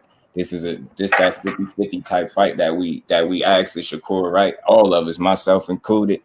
And I'm glad that he finally got a fight that's truly worth him going out there and displaying his talent. Like I said, I've been at his last 2 fights live, and them joints was packed, and I enjoyed both performances. But it's time to step it up. So let me ask you this: since you're a Shakur fan, right, and you're probably going for Shakur, let me ask you this: I've seen most of Shakur's fights, right? Right. In this fight, he's the smaller guy, coming from 126 all the way to 135. He's in there with a full-fledged 35-pounder who can punch and who has the speed. How does Shakur, because I've seen him maneuver other guys on Top Rank in their speed, but Frank Martin has lightning speed and he has power. How do you see Shakur dealing with that aspect of Frank Martin?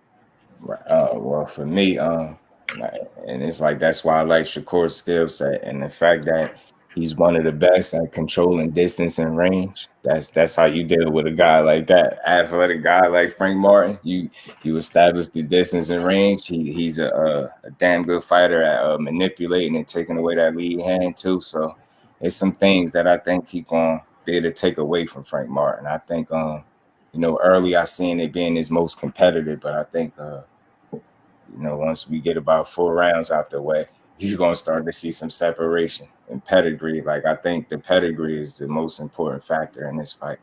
And, when you look at Frank Martin, he had a solid career, but he picked up boxing late, right? And, he's 28 now. He picked up boxing at 18. So that means he's been boxing for roughly 10 years, right?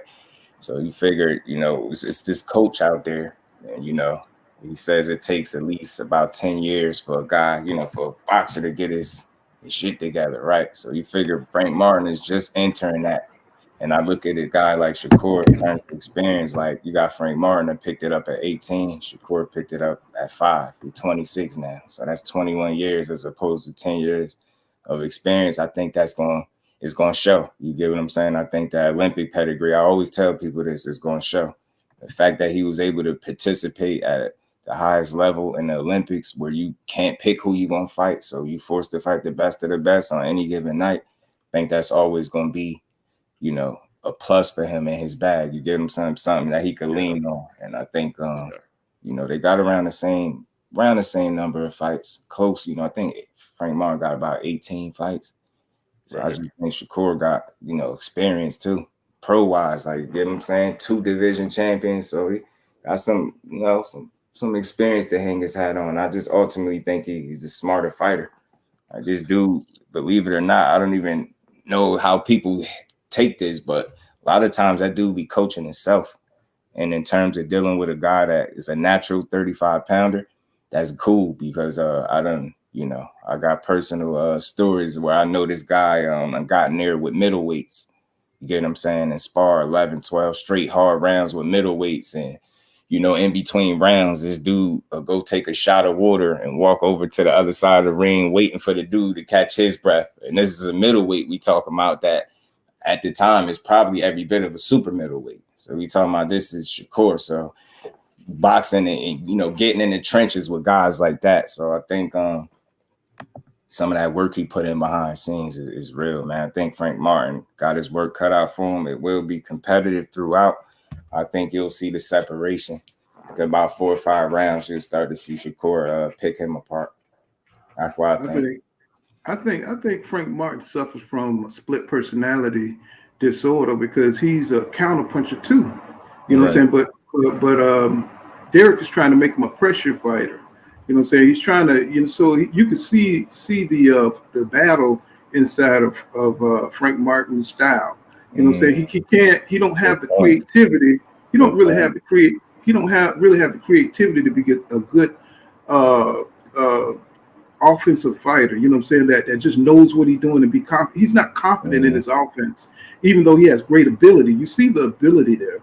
Because like in his last fight, I mean, even though he hurt the guy, anytime he turned up, he could have got that guy out of there early, but his instinct wasn't there to. And I know the guy, you know, say he was better than he thought. He was an Olympian and everything like that. But when you're a special fighter, and you can see it in Shakur Stevenson, you know, say he's confident in what he can do in the ring, and I think that's what Frank is developing. He's coming into his own right now because he started late, and you know, say as soon as he gets that confidence to do what he needs to do, you can see it come out. You know, say he's able to get that lick in and create that offense. But against Shakur, who's a defensive savant, it's going to be a problem because he can't make those mistakes. He can't be lacking confidence in his offense. You know what I'm saying? He can't be ambivalent about when to punch or when to go inside or how to deal with, you know what I'm saying, that distance. Because once you know, the thing with Shakur Stevenson is he's got that check left hook. When your ass come in, it's automatic. He ain't even got to think about that shit. And the step back and the step to the side. He's got that movement, the foot movement. So you can't make no mistakes, you know what I'm saying, once you come inside. Even though he don't have a lot of power, it's aggravating and it's discouraging. After round, he discouraged people with that check left hook, you know what I'm saying, and then the right, boom. And you got to get past that shit. And for Frank Martin, I could see that frustrating him, even though he's quick.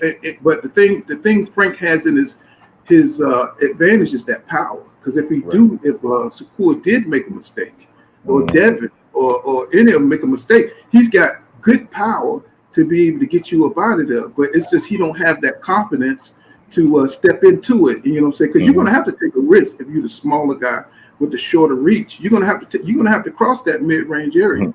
You're going to have, and Shakur is so great. What he does great is he's so great at seeing. Like to get hit. Nobody do, man. Listen, you know it's funny that they go back to that fight where he fought with Paul, where he fought Nakatila. And how he ain't like to get hit. I think it's crazy, and that's why I feel so good about as a supporter of his. Because think about it, they hang their hat. That's a bad performance to y'all.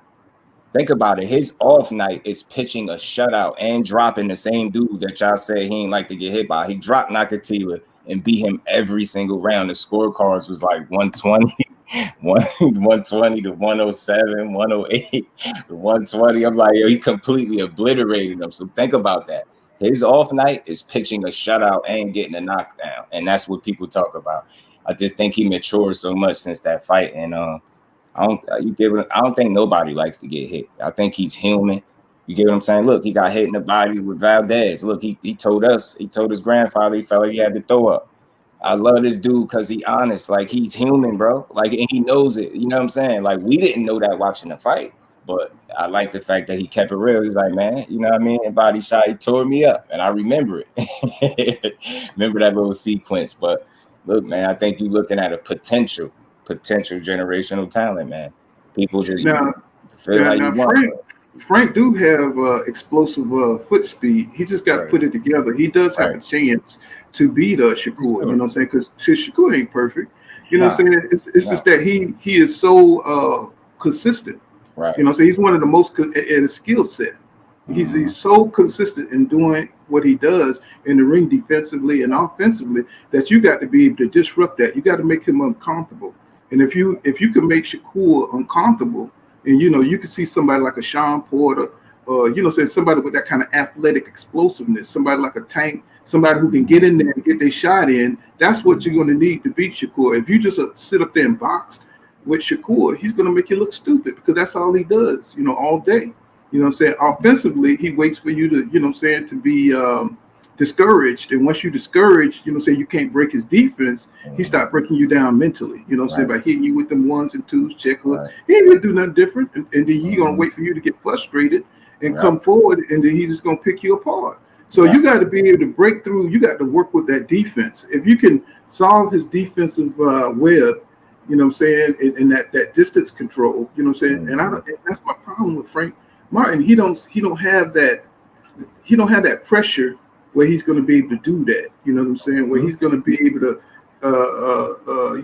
make Shakur uncomfortable, because Shakur, he'll just bounce around on the outside and escape to the side all day, kind of like Terrence Crawford. You got to come to him, and he's just going to hit you with 1 and 2, scrape you with 1 and 2s from the outside till you get discouraged. And I want to see Frank Martin. I don't know if he really have the experience yet to be creative offensively, to be able to do that to Shakur. But he does have durability.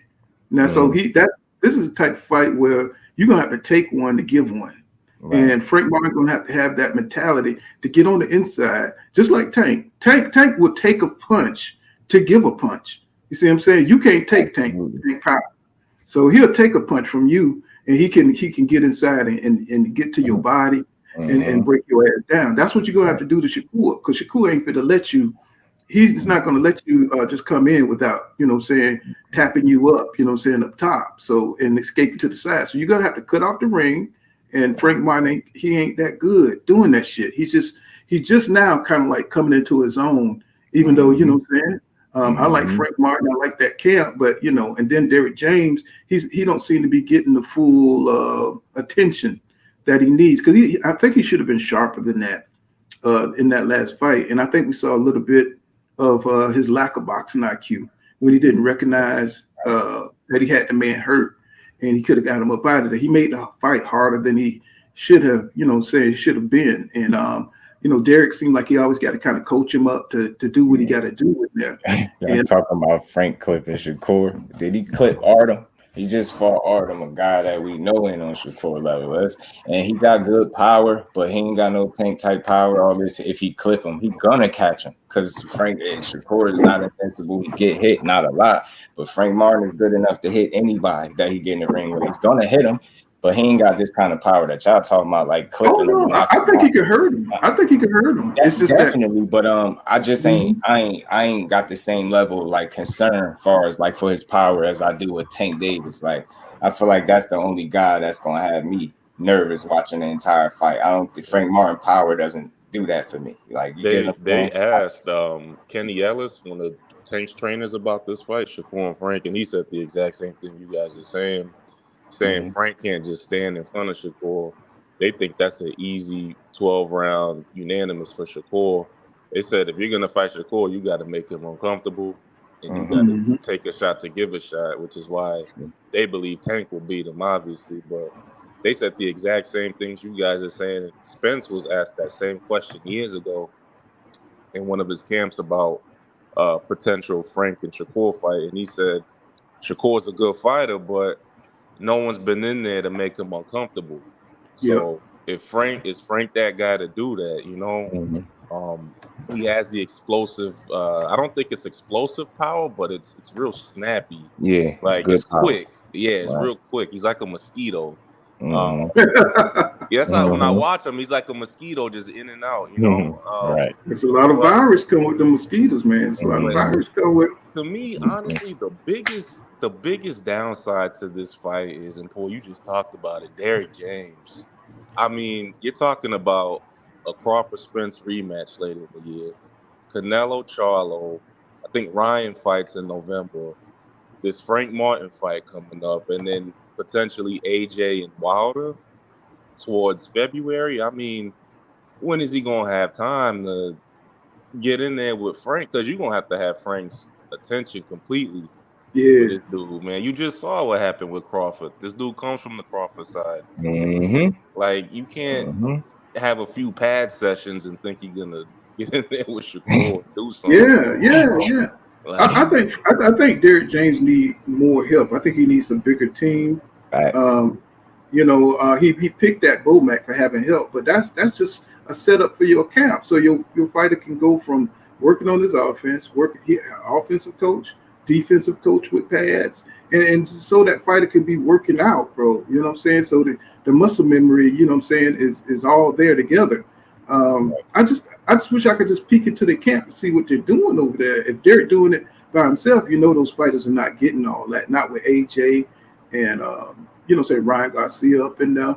And his camp is getting bigger, so his attention is divided. And I just think that's going to be a problem. You know what I'm saying? Do y'all think there's anything to these rumors about Errol Spence Jr. dumping Derrick James? Y'all think that's anything to that? I think that's just rumors. Yeah, I think it's like, it reminds me of that. It's giving me like Wilder vibes. You know how when Wilder ain't fighting, he kind of out of sight of mind, and he don't say a lot. And when they can't find what's going on with him, they just make something up. I think that's what they're doing with EJ right now, trying to stir up something. I think the last thing he need to do is fire Derrick James. That would be foolish. You know what I'm saying? Especially in this shorter period of time. He can't pick up nothing new really in this shorter period of time anyway. You know who I would like him to train with? Not 100%, but maybe some of his time along with Derrick James. Kenny Porter. I think Kenny Porter can give him some good insights to Bud Crawford. If you listen to Kenny Porter's interviews, he's always picked Spence to beat Crawford. I think Kenny can give it, along with Sean Porter, go have a couple training camps with them, because he's going to have to make it a rough fight in the rematch. He's going to have to get on the inside like we all thought he would and dominate. He's going to have to make Bud Crawford uncomfortable. So I think Kenny Porter will be a good coach to get in camp with for a few sessions. I don't know what you think about that. The busiest person I ever seen when they was on the inside, and this goes for a lot of boxers, even though they got to get on the inside, they don't do no work. They don't do enough work. And Sean Porter, like you said, that would be a good person for Frank to train with, because once he's on the inside, he works. He go to work, man. And I think that would help him out. You know what I'm saying? Because you don't see a lot of fighters when they get on the inside, they may throw one or two shots. You know what I'm saying? And for Shakur, you're gonna have to really, you're not gonna get too many opportunities to get on the inside to really hurt him. And I think Sean, he didn't have a lot of power, but with somebody who does have power, like Frank Martin, I think that a training like that or sparring like that would help him. Tank just got that crazy power where it don't take a lot of damn shots to hurt you. He can hit you 1-2 times and you up out of there. And all he has to do is turn up that Super Saiyan. Here's a little fucking Super Saiyan. You know what I'm saying? That's what the hell he is. You know what I'm saying? Because he don't even be worried, bro. He just say, I'm gonna land 2 shots on you. I'm gonna land 2. Dog, bro. Yeah. He's like, I'm gonna land 2 shots on you, and you're gonna be jacked up in the ring, bro. I've never seen nothing like it. He's like a little mini Tyson. That's why people love him. That's why people love him. So like you said, that would be some good training for Frank. But I just see that he needs to put it together. It's just, he's just split personality, because his first instinct is to counterpunch and get up out of there. So him and Stevenson almost got the same style. It's just that Stevenson is more polished in his style and what he does, and Frank is just still trying to put it together. And that's what I see from the outside. Saying, Still he's going to be waiting for Shakur to make a mistake, and that mistake is never going to come. Right. Yeah. And he's going to be scoring the whole time. He's going to be scoring from the outside. Anything, saying he can box. What I'm saying? And he's the better boxer. Tell people, man, it's a reason why he ain't had a close fight outside of them just not being the elite guys. Like, think about it. Dude, it's hard to win a round. Like, it's hard to land double-digit punches in one round on this dude. So I got a lot of faith in him going in here like again, it's putting it together on the night. I feel like he hit 35 at the perfect time. Like one thing I remember hearing differently was the punches that he was landing on Yoshino as opposed to the ones he was landing on Conceição. I seen them both. The last fight at 130, I seen it, man. I distinctively remember hearing the punches when he was hitting Yoshino, and I seen him having an effect to body and head. And I'm like, no, man, this dude might be hitting just a bit harder, and that's just enough. He ain't about to transform into no puncher, but in terms of being able to get your respect, yeah, he gonna be able to check that box. So that's all, and that's all I need to see. Man, what a big fight for Frank. I mean, for Shakur Stevenson, man. If he can go out there and like dominate Frank, I mean, what a showing that would be. You know what I mean? Like this is the fight to put him over the map because Frank, he has a nice little fan base. Like I think this is a big fight.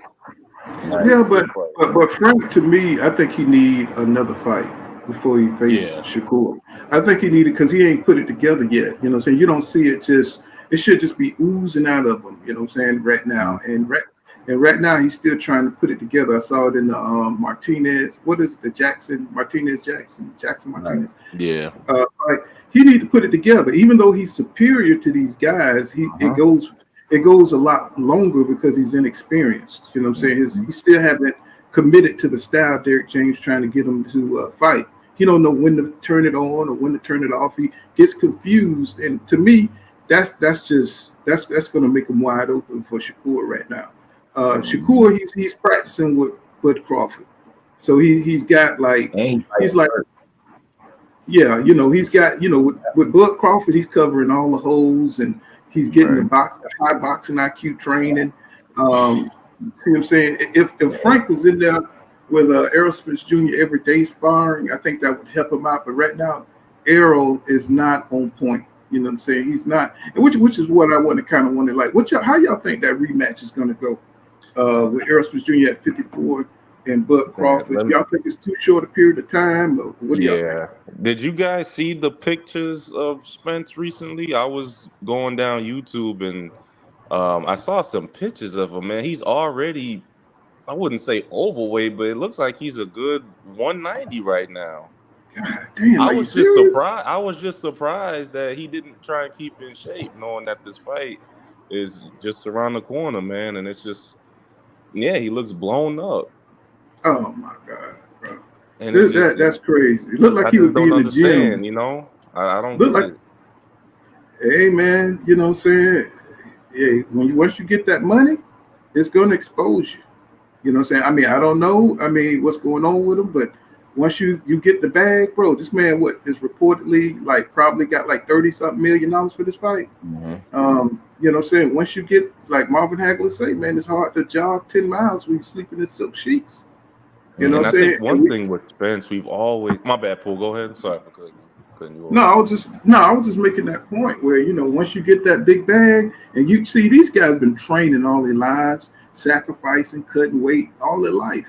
So, if you once you get that big fight, like Keith Thurman, you know what I'm saying? Keith Thurman was beating everybody's ass and he was taking on all challenges. Then he got that big bag, I don't know how much it was, 10 million, whatever it was. Shit, they don't want to do it no more. You know what I'm saying? It's hard to keep up with it. You know what I'm saying? It's hard to be hungry once you get the big bag, you know what I'm saying? And you're able to chill a little bit. And that's the worst thing for a lot of fighters. Some fighters, they can do it. You know what I'm saying? They could only fight for the money and get themselves up. But we watching Errol Spence Jr., he's running into the big bag problem. You know what I'm saying? All this money, and hopefully he'll get himself together. But I don't know, man. We don't know Errol Spence Jr. We don't know, you know what I'm saying, how this is going to affect him. You know what I'm saying? He always had a problem with blowing up between fights. He's always had that problem. I think the fans just, put it on him that he's this fighter where he can, we've seen him lose weight, have fat camps, and be able to perform. But when you're fighting at the highest level, when your competition is tip top, then now you got to watch everything. You know what I'm saying? You got to be on point. And if you're not on point, you're gonna lose. And maybe that's cool for some of these fights. If you lose for 20 million or you lose for 25, they don't give a damn. You know what I'm saying? Because they've been training for so damn long to make these fights. You know what I'm saying? To fight at that level of competition and fight on that level, that quality level, You know what I'm saying? It's hard, bro, for some fighters, you know, and it look like that might be what's happening with Errol Spence Jr. Yeah. You know, he's getting that Keith Thurman syndrome where, you know, he just want to chill. He's got that fine ass chick. You know what I'm saying? I mean, you know, it could just be staying at the damn weight too damn long too, man. Something, because for everything to just evaporate on one night, it had to be something really wrong with that dude. I'm itching to see how you're gonna look at it, you know, a fresher weight where he's, you know, ain't cutting as much, man. I can't picture a fight going like that twice. But that money is like cocaine, you know what I'm saying? That money is cocaine, man. It's like once you get that hit, it's like crack. You know what I'm saying? Once you get that hit, it starts soft. Everything else starts softening your body up. All of a sudden, you know what I'm saying? You still think you're an athlete, but you're addicted to the money. You know what I'm saying? Because I never heard Errol Spence Jr. talk about legacy money and generational wealth, and I've never heard him talk like that before. As much as he was talking about it, right? And then remember the handshake when he was like, "We're gonna make a lot of money." He was just like I just felt like he had a little bit of the Ugas energy. Remember that energy he seen for Ugas kissing his girl and just living good? And he's like, "Oh, I got him." He definitely has some of that going on. He has some of that going on this trip. Another thing, man, we're so used to Spence. Like if you look at Spence, you know, Peterson, Brooke, Ocampo, right up into that Mikey, like that dude was always in the gym. He was a gym rat like Bud. You know what I mean? He was always in the gym. Now it's like no, it's all good, Paul. Now, ever since like I'd say the Mikey fight, when he's struggling with weight, like you said, Paul, the fruits of his labor, like he's not training as much. And then with the car accident, you know, I don't think he just can train that much. Maybe his body just can't take all that training. You know what I mean? So we're not gonna get that Spence everybody saying the Spence against Peterson has to show up. That Spence may not be there no more. Right. Well, it's like Andre Ward. Blu-ray might not be able to put that type of training on Spence because his body just may not be able to take that from all the punishment and wear and tear. Well, it's like Andre Ward. Andre Ward was towed back. A lot of people didn't know how busted up Andre Ward was. And for him, it was almost like, you know what I'm saying, the therapy that he had to go through to get up for Crusher and stuff. He talked about it. Anybody see that documentary on SOG, you know what I'm saying, on Showtime? And he talks about what he had to go through, you know what I'm saying, just to get ready for a fight, bro. You know what I'm saying? All the therapy, all the, you know, back rubs and the spark. He said he was broke. They say he was broke down. I never knew that about Andre Ward. Yeah. From the shoulder. From the shoulder injuries. And I was like, man, these fighters be banged up. We don't know, bro. Right. They be, I mean, not just the car wreck, but just the, you know, the lingering injuries, you know what I'm saying, maybe arthritis, and we don't know what they going through. So, you know, I mean, like, you know, because we don't get those reports. These fighters might just be in here to cash out, and we never know it. You know what I'm saying? Because they can't do what they did before. Which leads me to ask this question. You know what I'm saying? Should fighters like be strategic, you know what I'm saying, in their careers, or should they just fight on all comers, you know what I'm saying, as champions? Is it better to be strategic, you know what I'm saying, and just pick your battles, kind of like what Crawford did, you know what I'm saying, and not just go through the gauntlet, you know what I'm saying, like Spence did? Which one is the better, or is it both preferable? It's like I could understand it both ways. I could understand the people that chase the legacy route. I could also understand people that think of the long game and, you know, shortening your career that way. I mean, I don't mean fight trash, but you know, I get it. Like, I understand it on both ends, man. Because, you know, the fan in us, like, we love us a legacy fight, right?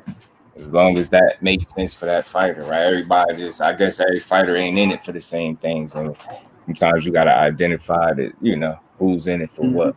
You know what I'm saying? There ain't nothing wrong with a guy chasing no legacy, but could you be mad at a guy chasing his bag when you know this could be a short career? You get what I'm saying? So, and you still got the fighters too. You know what I mean? You still got like the Shakurs, the Devin Haneys, the Jerron Ennis's, like guys that do care about legacy and are willing to take those fights. So we still have those fighters. Right. You know? I think so. Why is it there more buzz for this Jamil Charlo versus Canelo fight, y'all? I just nobody don't seem like they just up for it, bro. I mean, you don't hear people don't. The boxing fans are not like crying out like, "Hey," you know what I'm saying? Like, "Hey, this is the fight." It's like people don't seem to care about it, bro, and I don't understand it. This is an exciting ass fight to me as a boxing fan, and I just don't see the you know what I'm saying the anticipation for it. I don't see it. I think people feel like it's a predetermined outcome. A lot of people feel like it's an uphill battle. Just little things like, you know, how hard would it be for him to actually knock out a Canelo, right? And when you look at that, you know, you jumping up the weight classes, you get what I'm saying? You fighting Canelo. This dude be up 3 rounds before the fight start. It's some things that he's just really up against that I think people as a whole feel like, you get what I'm saying? Well, wouldn't that make it more exciting that it is an uphill battle? Wouldn't that? And then it's a PBC fighter, so you got top ranked fans, you got the zone fans that want to see him. They don't like the Charlo, so it look like this would be the perfect hate fight to build up. You know what I'm saying, for these fans who hate the PBC and hate Al Heyman and want to see them get humbled. Look like it would be more energy charged. You know what I'm saying? And I just don't see it. You know what I'm saying? Maybe it's because 154 is not a glamour division. Maybe a lot of people the casuals don't know who Jamil Charlo is, because they really downplay this guy, even though I think he had the toughest route to undisputed, right? But for me, I don't get it. When he fought Castano, that shit was exciting. You know what I'm saying? The tempo was up there, but why is it now he's fighting another Spanish fighter? I mean, another Hispanic fighter, and Canelo, supposed to be the face of boxing, looked like we would have all the energy we need, especially you talk about them Charlo boys. You know what I'm saying? The most hated twin set in all of boxing history. You know what I'm saying? Where is the excitement on this shit? I'm just like, bro, I'm hyped for this fight, but I just don't see none of the boxing fans. They're more worried about Devin Haney and Shakur, who's not even, you know, saying really probably going to be able to fight in a while. They're more excited about that. And what's going to happen in September 30th. You know what I'm saying? I'm just like, wow. That's why I say boxing is in a weird type of space right now. Because look like I agree with Just Do, man. It's just weird, Paul. Like, you're pulling up a guy from 54 to 68. I mean, I get what you're saying. It could be exciting, but it just doesn't sit well with me. Now, if this was the bigger twin, I think this fight would be much bigger. If Maul was in the right headspace and he was in line to get Canelo, I think you'll see the numbers you're talking about. But it's just the fact that you're pulling somebody up from junior middleweight, like 54 pounds to 168. That's not an easy task for Mel, man. I'm just being honest with you. Like, I don't think Mel has the skill set to beat Canelo. Really? I just don't think so. I don't. I think Jamel is a boxer before he's a puncher. He's got great boxing IQ. All you have to do is move on Canelo and not stand there and let him beat on your arms and miss you with those haymakers. And you know, if you watch Jamel how he fought Castano, right? He fought off his back foot. You see what I'm saying? So Jamel ain't like Errol Spence Jr. He's not a pressure fighter like that. You know, he takes his time. I think he got a great skill set for Canelo. I don't think Canelo does anything special in the ring besides he got quick hands. He don't have quick feet. He's strong as shit, and he's crafty. Yeah, I think the problem with Mel is he tends to, even if you watch those Castano fights, even the Harrison fights, he tends to sit in the pocket longer than he needs to. Yeah. And that's what gets him in trouble in those fights. And he's up against a guy that you can't do that with. You know what I'm saying? His punch resistance, what do you think about that? Because you can't hurt a project kid. You know what I'm saying? You can't hurt the bigger punch resistance pool, Canelo at 68 or Charlo? That's what we got to see. You know what I'm saying? Because this is why I say, because we saw Duran move up and he was able to deal with Sugar Ray Leonard, even though he came up for 135, he made a huge jump up to 147. And you know what I'm saying, he was able to do it. Not that saying that Jamel is Roberto Duran, but we've seen it happen. You know what I'm saying? We've seen fighters make the jump And you know, saying he beat Sugar Ray Leonard. You know what I'm saying? He did get knocked out by Tommy Hearns, but you know, you see what I'm saying. You see what I'm saying. You know, I can't help but when I'm thinking it through. You know what I'm saying? Yeah, man. At this fight, what weight do you think he's gonna come in? Around like 162? 162. Yeah. That's what concerns me, guys, is that 168, you know, I think that's the best weight for Canelo. And it's just, can he deal with that? You know what I'm saying? Can he deal with that? Like, just being honest. But I mean, you know what thing? It's fighting with the extra weight is the question for me because he is the bigger man. You know what I'm saying? He is the bigger guy, naturally too. So, you know, Canelo's been up here. So I think that's my biggest question. How will he perform fighting at that weight? I'm interested. Especially that he has to box him for 12 rounds. True. Well, I think because they've been in the business so long and they came up along with each other. I think psychologically, Jamel is going to be okay because he don't look at Canelo the way other fighters look at him when they face Canelo because their career parallel with each other. So I don't think he look at Canelo like he's this big awesome talent. You know what I'm saying? I think he feel like he's better than Canelo. He feel like they should have got it on years ago that Canelo ducked him for a reason, and he's got the athletic ability. He's got more athletic ability than Canelo. And if you look at the Bivol fight, all you have to do if you're the bigger guy than Canelo is just goddamn box him. You know what I'm saying? That's all you have to do is box Canelo, and he's gonna gas out eventually. You can't. He's gonna come in and try to knock you out. You know, say he's got the political clout in the ring. You know what I'm saying? Because if he hits you 4 times in the ring, that's his round. You know what I'm saying? That's his round. If Canelo hits you 4 times, you know what I'm saying, consistently in a boxing match, you know what I'm saying, you can win all the rest of the 2 minutes, 3 minutes, or whatever it is. He's gonna get that round.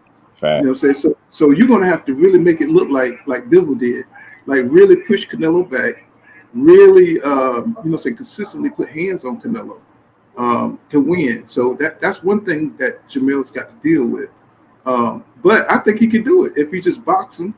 And but he can't be waiting on Canelo. You know what I'm saying? Because that's one problem Jamel got. He be waiting on you to make a mistake so he can throw that left hook. You know what I'm saying? And I think Canelo is such a smart fighter. He's not going to let him connect. He's not going to let him lead him to the ring rope and then try to counterpunch with a left hook. Yeah. That's not going to happen.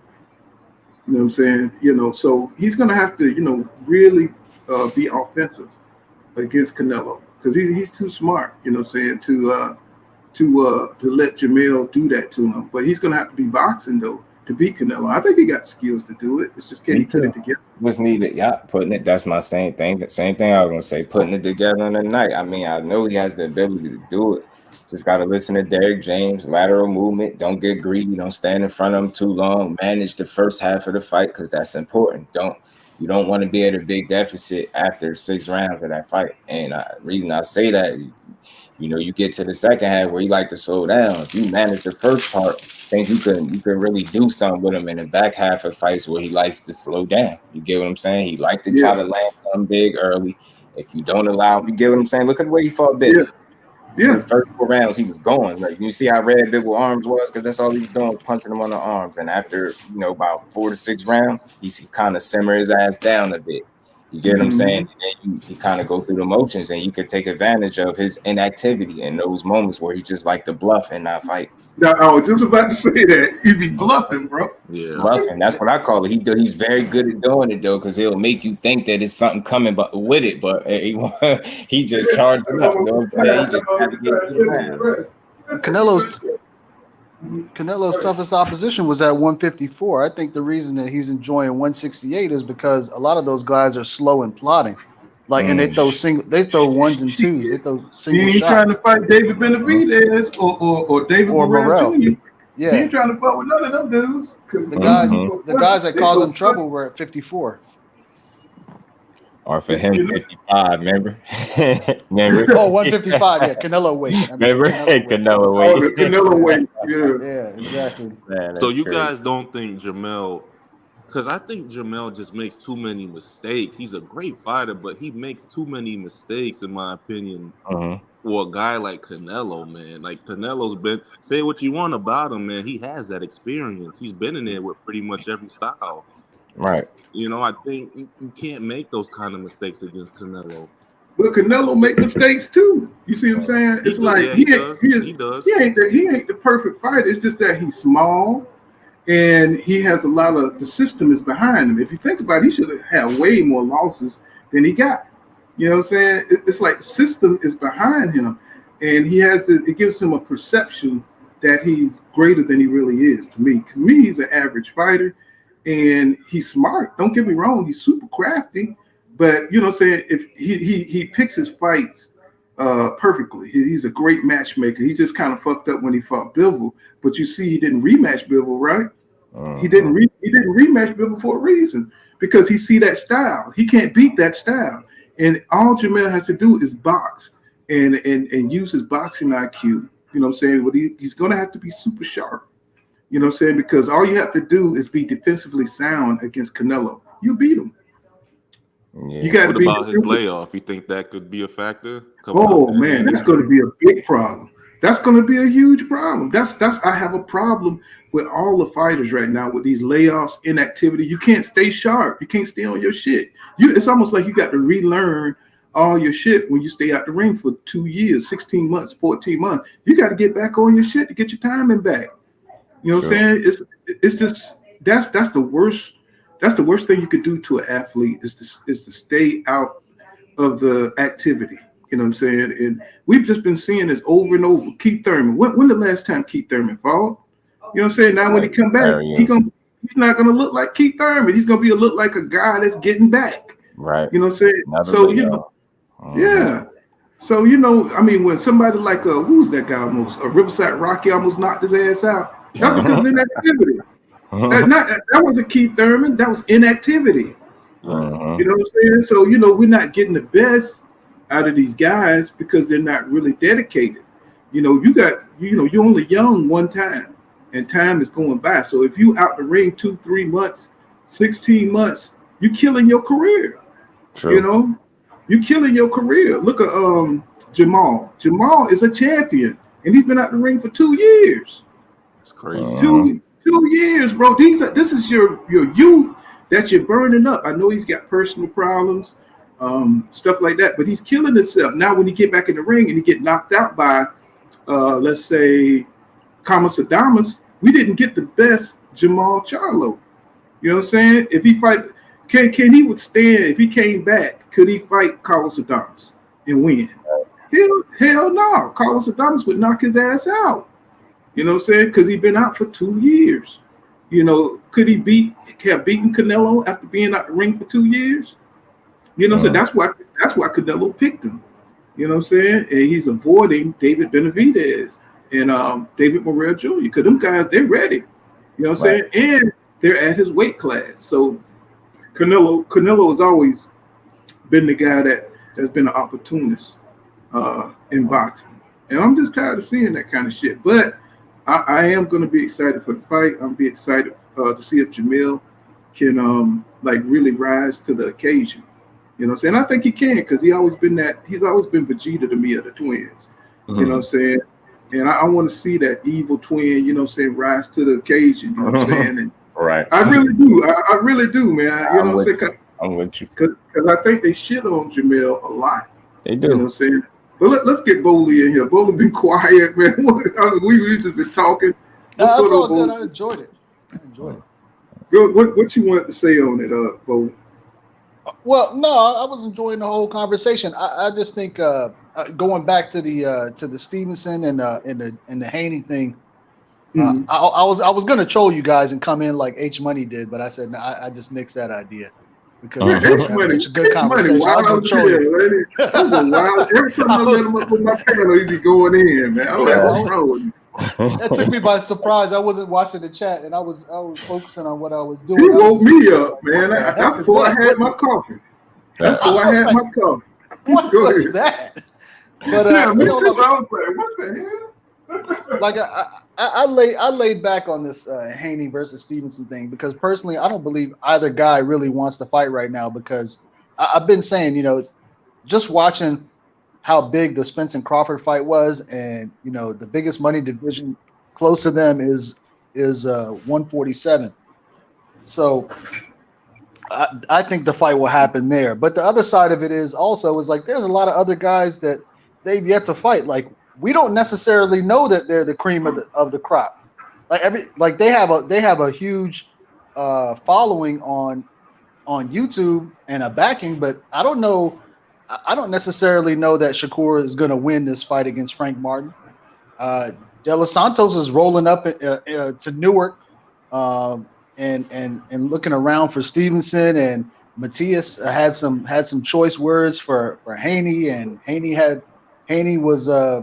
and Russell had some stuff going on in the past, and Teofimo sitting there. Man, there's a lot of fights in between, and we want to see the best fight the best. So to me, it doesn't matter. You don't want to take 25%. That is cool. That's not fair anyway. That doesn't sound like a fair deal to me, or whatever the rhetoric was. Man, fight these other guys. Let's see if you guys are actually the best. Right. Let's see it, because I think Russell can beat both of them. That's what I think. I think he beats both of them right now. Antoine Russell. Yeah, I think he beats both of them. And he has an Olympic pedigree. He was robbed in the Olympics. You can go watch that fight. He beat that guy in the quarterfinal. Mm-hmm. I mean, I don't know what those judges were looking at. He was robbed. There's no doubt about that. But I mean, his record says it all. I think he beats all of them. But I mean, it's not about Russell. I'm just saying, let's just see all these fights, and then if those two are standing at the end and they want to get it on, or even if they're not standing there, just make the fights. Sure. There's a lot of grandstanding for me. Just give us the fights. I'm there to watch it. I don't want to criticize. I just want to see the fights. I'm not sold on Russell right now because I don't know if it's just the competition that he's fighting. He's not showing me different dimensions. So it seems like he fight one way and look like he be rushing to get them out of there. I don't see the skill that I want to see. I'm thinking, he's got the name, but I want to see him fight the fights. I want to see him step it up in competition, and then I can get a clear assessment of where he is. You know what I'm saying? Because some of them knockouts, I don't know. It's just not clean. You know what I'm saying? Even though, what I'm saying, he does have the power. I just want to see him deliver that power in different ways. You know what I'm saying? Instead of just rushing forward, jumping in there and just, hit you to the body or whatever. I want to see some skill with that. Look like right now he's just clearly better than the competition that he's fighting, and there's no way in hell they're going to be able to beat Gary Russell because of his pedigree. I want to see him get in there with somebody else that has some skill and him have to think his way through and see what he can do with a fight like that. But I think he's a good fighter. I just want to see him step it up and see if he can do something else. So somebody who's going to force him to do something else instead of what he's doing. And who do you think that is? Because I mean, he's already fought Postal and Bartholomew, who are former champions, and he outboxed Postal. And against Bartholomew, he just decided to go out and straight up fight him, and he got him out of there. But I mean, he outboxed Postal. He really outboxed Bartholomew too. You think he outboxed Postal? Hell yeah, he did. He won the first 4 rounds, and then he got tired. He did Postal. He's old as fuck. You know what I'm saying? He's.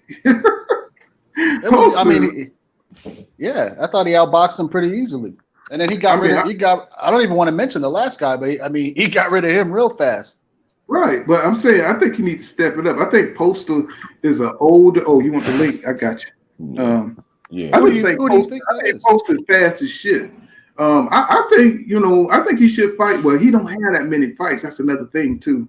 He's still getting his shit in too because Gary don't have a whole lot of fight. But with his family pedigree, you look at him like a Floyd Mayweather legacy type fighter because of the name. And so we kind of like put more on him than we should because he's still only got like 14 or 15 fights, right?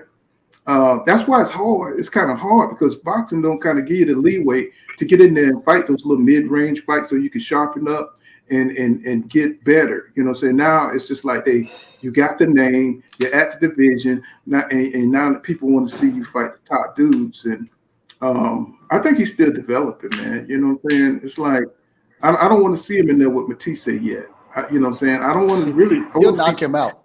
He'll knock him I out. would, you think he'll knock? You think he'll knock Matisse out? He'll 100% knock him out because you know, you might not understand what Russell's doing in there when he's fighting, but he definitely has defense and he definitely has patience.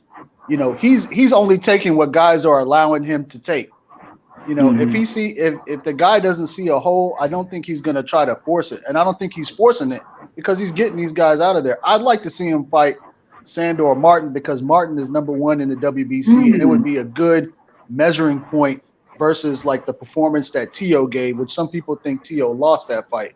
So I'd like to see #1 and #2 fight for the right to face the WBC champion. Running all around that damn ring. Oh my God. Shit. Boxing, man. It's called boxing, man. It's boxing. Sandor Martin, he's a boxer. He boxed Mike Garcia. He boxed Tio. Sandor Martin, he's a good counterpuncher, but he has good footwork. Like Sandor Martin, he utilizes prize fighting. You know what I'm saying? He's a prize fighter. He utilizes like the boxer, like the way Jamel Charlo used to box. You know, he used to use his lateral movement. You know, the thing is to hit, not get hit. That nigga used 40-yard dash lateral movement. Yeah, you know, like Devin Haney used to do, just try to outpoint a person, not try to damn get a knockout. But you know, that's how a lot of boxers are sometimes, you know. But Sandor Martin also dropped Tio twice in that fight as well. You know, it's called setting traps and having people run into it. I mean, you know, I don't think Sandor Martin should fight against Gary Antoine Russell though, but you know what I'm saying, that'd be a different type of fight. But I felt like Bartholomew gave Antoine Russell more than he can handle. That's why he had to go back to the drawing board. Because honestly, that fight was real close. As soon as they seen Bartholomew was hurt, they went ahead and stopped the fight because they knew that fight was too close to be called. They was getting nervous on Antoine Russell. Just like I felt like Boots beat him in the last fight, but they gave it to Russell because you know they got a push behind Antoine Russell. They trying to push for him, and that's why they've been pushing. Just like they a couple of his knockouts have been stopped early. Like the Postall was stopped early, the Bartholomew was stopped early. This last fight, he showed up and showed out. But the other guy, he shouldn't even been in the ring with him. Like Antoine Russell, he knew he wasn't ready to fight Puyo. That's why he went back to the drawing board because Bartholomew arguably was winning that fight. Arguably, you say arguably, but Bartholomew was showing him angles. He was giving him punches. Bartholomew was boxing his head in, honestly. And as soon as he got him hurt, I don't think he was hurt like that. But as soon as Bartholomew went down, they went ahead and stopped him. You know, like they did Tio in the old man. I mean, like they did Rolly in the old guy. You know, they trying to protect their investment. That's what I think. You know, I think we were away from the days like, you know, say when the fighter, you know, you see him come back and from, you know, being knocked down 2 and 3 times and, you know, saying like that that fight with Corrales. Corrales. Yeah, we ain't gonna see no more fights like that. Nah, they trying to protect the fighter. They ain't letting the fighters go out on their shield like that now. Like they getting too overprotective. And plus, you know, a lot of interests. They got stakes in these fighters, and you know, like we see Maxie Hughes beat the snot out of George Kambosos, but still we seen the interested party give Kambosos the win after that man lost 9-3. It's like they already got set up that they want to make paydays off of. And if the fight's not going the way that they wanted to go, then they're going to make it. Like Rolly Romero, he lost to the old man. But they still trying to make Rolly versus AB or Rolly versus Ryan Garcia for the bag. So they're not going to let Rolly lose to a nondescript fighter. That's why he hasn't had to fight O'Hara Davies yet. Because really that fight should have been mandated. But, you know, it's all about the bag in boxing now. Like they let the bag ruin the sport. It's not like it used to be now. Well, I don't think Rolly need a belt to make a good fight. I don't think Rolly need a belt for that. No, he doesn't, but it makes the fight that much bigger if Ryan Garcia fights Rolly for the belt. Then say like Ryan and Garcia, like I told you, Ryan and Tank gonna do a rematch. They gonna do a rematch. They already got the thing that Ryan was waiting. Man, don't nobody want to see that. No, you don't want to see it. You don't want to see it. But when we see Ryan Garcia that's being trained by Derek James right now, Ryan Garcia is a more complete fighter. If Ryan go out there and he show his abilities, They also got the fact that sit there and say that, Tank weight drain Ryan. They got that excuse right there. They said Tank didn't fight him at the right weight. And Ryan has people want to fight him. He has over 11 million followers. Just because you don't want to watch it, don't mean that. They just showed you that between Tank and Ryan versus Crawford and Spence. They doubled Crawford and Spence's numbers. So it means a lot of people did want to see it. And a lot of people would call for the rematch if Ryan comes out as impressive in 2 victories. Just because us hardcore fans don't think it'd be a great fight, other fans, the casuals, would think so. And like I said, boxing is about money. It's about business. Let me ask you something though. Let me ask you something. How you figure he a more complete fighter though? From what we saw with Tank, how you figure he got better? I've never seen him. I've been watching FaceTimes of Ryan, bro. He keeps that right hand at home right now, bro. Like, and now he's gonna develop that right hand into a more power shot now. Like, usually he was just a left-handed, like he had that left, but he got a straight right and he got a right hook as well. That's very, very, very versatile right now. And now his defense is up now, and he's a more complete. He doesn't keep his chin up in the air no more. Like, that's why I can't wait till y'all get to see Ryan in a fight. Because I was FaceTime with Derek last week and I was watching, but while I was in this damn bed, because I be talking to him a lot. Just like I'm looking at these rumors that people talking about Derek James got fired by Spence. Like, people just making a lot of sensationalism, bro. Like, that don't even make no sense. They making shit for content, bro. Spence ain't fired no Derek James, bro. Like, they talk about bringing in an extra set of eyes and everything. Yeah, but Spence ain't fired Derek James. If anything, nobody knows Spence is a loyal individual, man. Him and Derek been together since day one. He gonna fire him because he lost one fight. People forget that Spence said he couldn't get his timing right. So why is he gonna take it out on Derek? But that's neither here nor there. But what I was saying is Ryan is becoming to a great fighter. People forget Ryan and Devin Haney was on the same level before when they came pro. They was tied 3-3. Now, Devin got different training and skills than Ryan. He was showcasing for the damn Graham and everything and TikTok and everything. So he wasn't taking his fight seriously. Now Ryan does start taking his seriously. And one thing Ryan got that Devin don't got, he got showstopper power. He got that X factor. Devin can train and do everything he want to do, but one thing he can never have is that stopping power that Ryan has. But Ryan can develop the fundamental skills that Devin Haney has. You can teach fundamentals. You can teach the basics. And, Devin is a great basic fighter. He does a lot of shit well. But you can't say that Devin is a knockout puncher. You can't say he does this and that because Lomachenko shows you that Devin's basically ordinary. You know what I'm saying? If you ain't got that X factor, you can't separate yourself from the pack like that. That's why he ain't want to fight Shakur. That's why he ain't called back and Tank. You got to be able to separate yourself from the pack. And Devin really doesn't have that separation tool. But Ryan has a tool that can separate him from the pack because, for one, Ryan is fast. He's quick. 2, Ryan has knockout power. It's no denying that Ryan has knockout power. Now, if you tighten up his fundamentals and get his defense together, Ryan could be a superstar. De La Hoya was a superstar. I feel like Ryan could be on that level, or if not higher, because now he's looking that good. That's why I can't wait to see him in a fight right now, because I want y'all to see how great that man is. Because the man is looking real nasty right now, and 140 suits him. He's a big 140 right now too. Like the man was looking like he was about 155 in the damn video. He's a big guy, and he's shredded. Like he's shredded. Well, right now it looks like Tank going to be fighting Pitbull again. Yeah, I'm kind of excited about that fight because I know how Pitbull come forward, and I think it'll be good target practice. But more importantly, it keeps Tank busy, so you don't just be sitting back like all these other fighters. Just lost. Like he just lost the damn motherfucking Giuliani.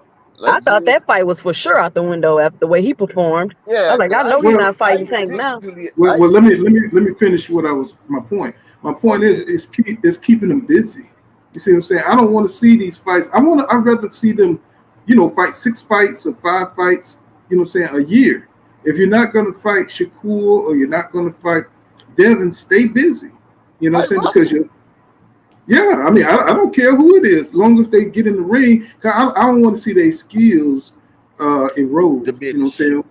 Yeah, diminish.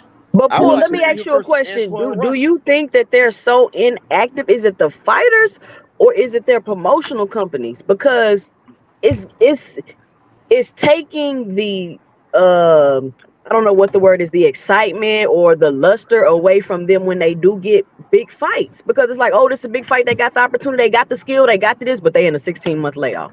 You know why? Yeah. Oh, go ahead, Paul. I thought you No, were no, talking. no, no, no, no, no. I No, was it's just interested I'm to just hear what asking you the were gonna panel, say. like what is it? I'm gonna tell you like this: when you used to making a certain amount, like once you made a certain amount in a fight, you know, fighters get to they feel like they worth a certain amount, and every fight ain't gonna get you that amount that you want to get. So to make the amount that you willing to see and to get the guarantees that you willing to get, you got to get the fighter that's going to generate that type of revenue. And not everybody you fight is going to generate that. So they're not going to sit there and go out and put together a fight that's not going to generate that revenue because you're not going to want to take the payday.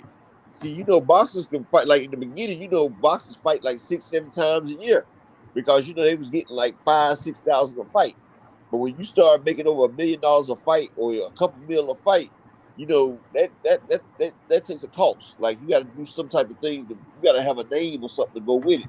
Like a lot of times, you just ain't got the type of people to play, and then you got to pay people promotions and all that right there. Like boxing, it's done became the business of boxing instead of just boxing. See, all Roy Jones fights went on pay per view. I mean, Roy Jones had a lot of fights that wasn't pay per view, but you know, Roy fought fights. Like he fought a lot of fights.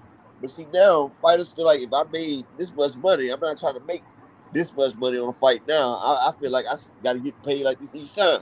Like you And see, that Bud Crawford now he ain't trying to fight Boots, and if Showtime was offering him whatever he wanted, but he felt like right, it's not a big enough fight for him because he just made that 30-some million with Spence, and now he feel like all his fights is about to be like that, which is not. it's So, not. but It's not yeah, at all. And I don't know why Crawford is even thinking that. I mean, But that's what I'm saying. You know, they you know, if they stay in the ring, see, you know, all your fights, just like Canelo. Y'all seen Canelo go on a European bomb tour, but it kept him sharp. You know what I'm saying? It kept the skills up, and I don't want Well, to he see was fighters. also getting those big paydays though, Pool. He was getting Right. what, 30 Yeah, mil but that's guaranteed a fight or but they something stopped ridiculous. it too. They stopped. They weren't gonna give it to him for the average user and stuff because they started losing money. You know, the Zone lost over $1 billion with him and Triple G and all the shit they were doing because they was paying these people for fights that wasn't selling. See, Eddie but Hearns what. lost a lot of damn money, but you But see, know, the dynamic behind that was it was giving them these big network deals, and I don't think that's good for the sport. But you know, what I'm saying as far as being active, you know, what I'm saying you put you a big fight in, you know, what I'm saying every other fight, or you know, what I'm saying however you need it to put it in there. Put you a big fight in there, you know, say every now and then, you know, what I'm saying fight you some easy fights. Fight number, you know, what I'm saying 25 in the division, or fight, you know, what I'm saying just to keep your skills up, because what we're seeing right now is fighters have to get back. They having to get their timing back. They have to get, you know what I'm saying, they looking rusty in the ring. And these are huge fights that they're fighting, right? So, but we're not getting the best version of the fighter, you know what I'm saying? Because you got to stay active to stay sharp, right? And you know what I'm saying? I just want to see all these fighters stay busy.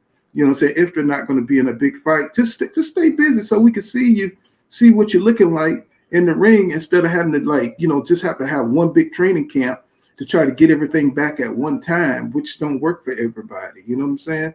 It's just not working. We're just getting lackluster fights because dudes are out the ring for 16 months, and you know what I'm saying, that's not a good look for boxing to me. You know what I'm saying? It's not a good look. You know, look at Keith Thurman. You know, every time he has to get back, he look horrible. You know what I'm saying? You can see the flashes of what he did that training camp, but we don't see the consistency of having, you know, staying in shape, you know what I'm saying, year round and stuff like that. You know what I'm saying? That's all I'm saying. Eric says Errol needs to focus his whole camp towards Bud being a southpaw because he's already knows how to fight versus orthodox. He says if Bud switches, it won't be a shock. I don't think it was a shock the first time. I just think he was drained and he was tired after the fucking first round. And that's what I mean by inactivity affecting your performance. You know, the older you get, the harder it is to recover once you've been out the ring. You know what I'm saying? So you want to stay active, bro. It's very important for an athlete to stay active. Don't y'all think? Damn, did I just drop the mic or something? Y'all hear me? Nah, I heard what you said, but you know, another thing, once you done made a couple fights though, you know, after you've been fighting, like, you know, each fight you take start taking years. I mean, take time off your boxing career. Like after you done been in the ring a certain amount of time, each one of them battles they start wearing down at you. Somebody be trying to just damn save they daggone, you know, save their boxing like the big fights. You know, like after you done been in the ring over 20, 30 times, you know, then you know they start wearing at your body, especially if you done had some wars and everything. Yeah, but I mean, but like Canelo, you know, fight you somebody, you get, you know, you don't take a lot of wear and tear if you get somebody out there, get out of there in 1 or 2 rounds. You know what I'm saying? Just to go in there and just get your skills together, to be able to put it on somebody. You know what I'm saying? And keep your name out there for the public. You know what I'm saying? So you may not have to fight 5 or 6 times, like I'm saying, but you know, like maybe 3, maybe 4 times. You know what I'm saying? Because you know the more you're in the ring, the more you keep your skills together, and I think that's something that these boxers don't think about. They look for big fights so they can just fall back, and it's just hard on them. You know what I'm saying, to make a comeback. You know what I'm saying, once they've been out the ring for so long, and we're starting to see it affect their performance. We're not getting the best version of them. You know what I'm saying, we're getting a version of them, but not the best version of them. And I think that's the true way to tell if they're a great fighter. You know what I'm saying? Like when you come in there against the best version of yourself. And it's just kind of hard to match that up in boxing right now because everybody's looking for an advantage. Everybody's don't want to fight the best version of their opponent. And that's why I'm kind of down on boxing right now, because people are just looking for these advantages. And, you know, so we're not getting the best versus the best, you know what I'm saying, a version of each fighter. So it's just kind of like, you know, I don't hear the buzz for this Jamel Charlo Canelo fight. I'm just kind of like, damn, man, why people are not more excited? Why don't I hear more about the fight, even though they're doing interviews? You know what I'm saying? Canelo, you know, he's dry. You know, he's a great fighter. You know, you just heard Charlo, they're talking about a Bud Crawford Canelo fight. And, you know, it's just like all these fantasy fights, but nobody's talking about the fight that's at hand. Even Canelo said that his people expected him to be talking more shit. And I'm like, why are y'all so cordial with each other? Like, come on, y'all, this is a big fight. Charlo, we were expecting you to be overly emotional, whining and complaining, calling Canelo out, saying how you been waiting for your shot, how people been doubting you. Like, where is that emotional Charlo energy that we used to seeing? They're not doing a good job of selling the fight. But you know, this is that dry period. It happened with the Spence and Crawford fight as well. Like the new way that they promote, they don't consistently keep putting it up in your face. Like with about a week and a half to go, you're gonna see like a heavy push to promote the fight. That's what they did with Tank and Ryan, and it worked. That's what they did with Spence and Crawford, and it produced. And that's what they're gonna do with Canelo versus Jamel.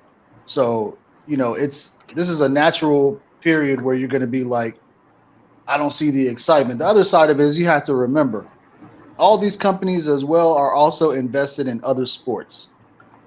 Okay, like Showtime is a subsidiary of CBS.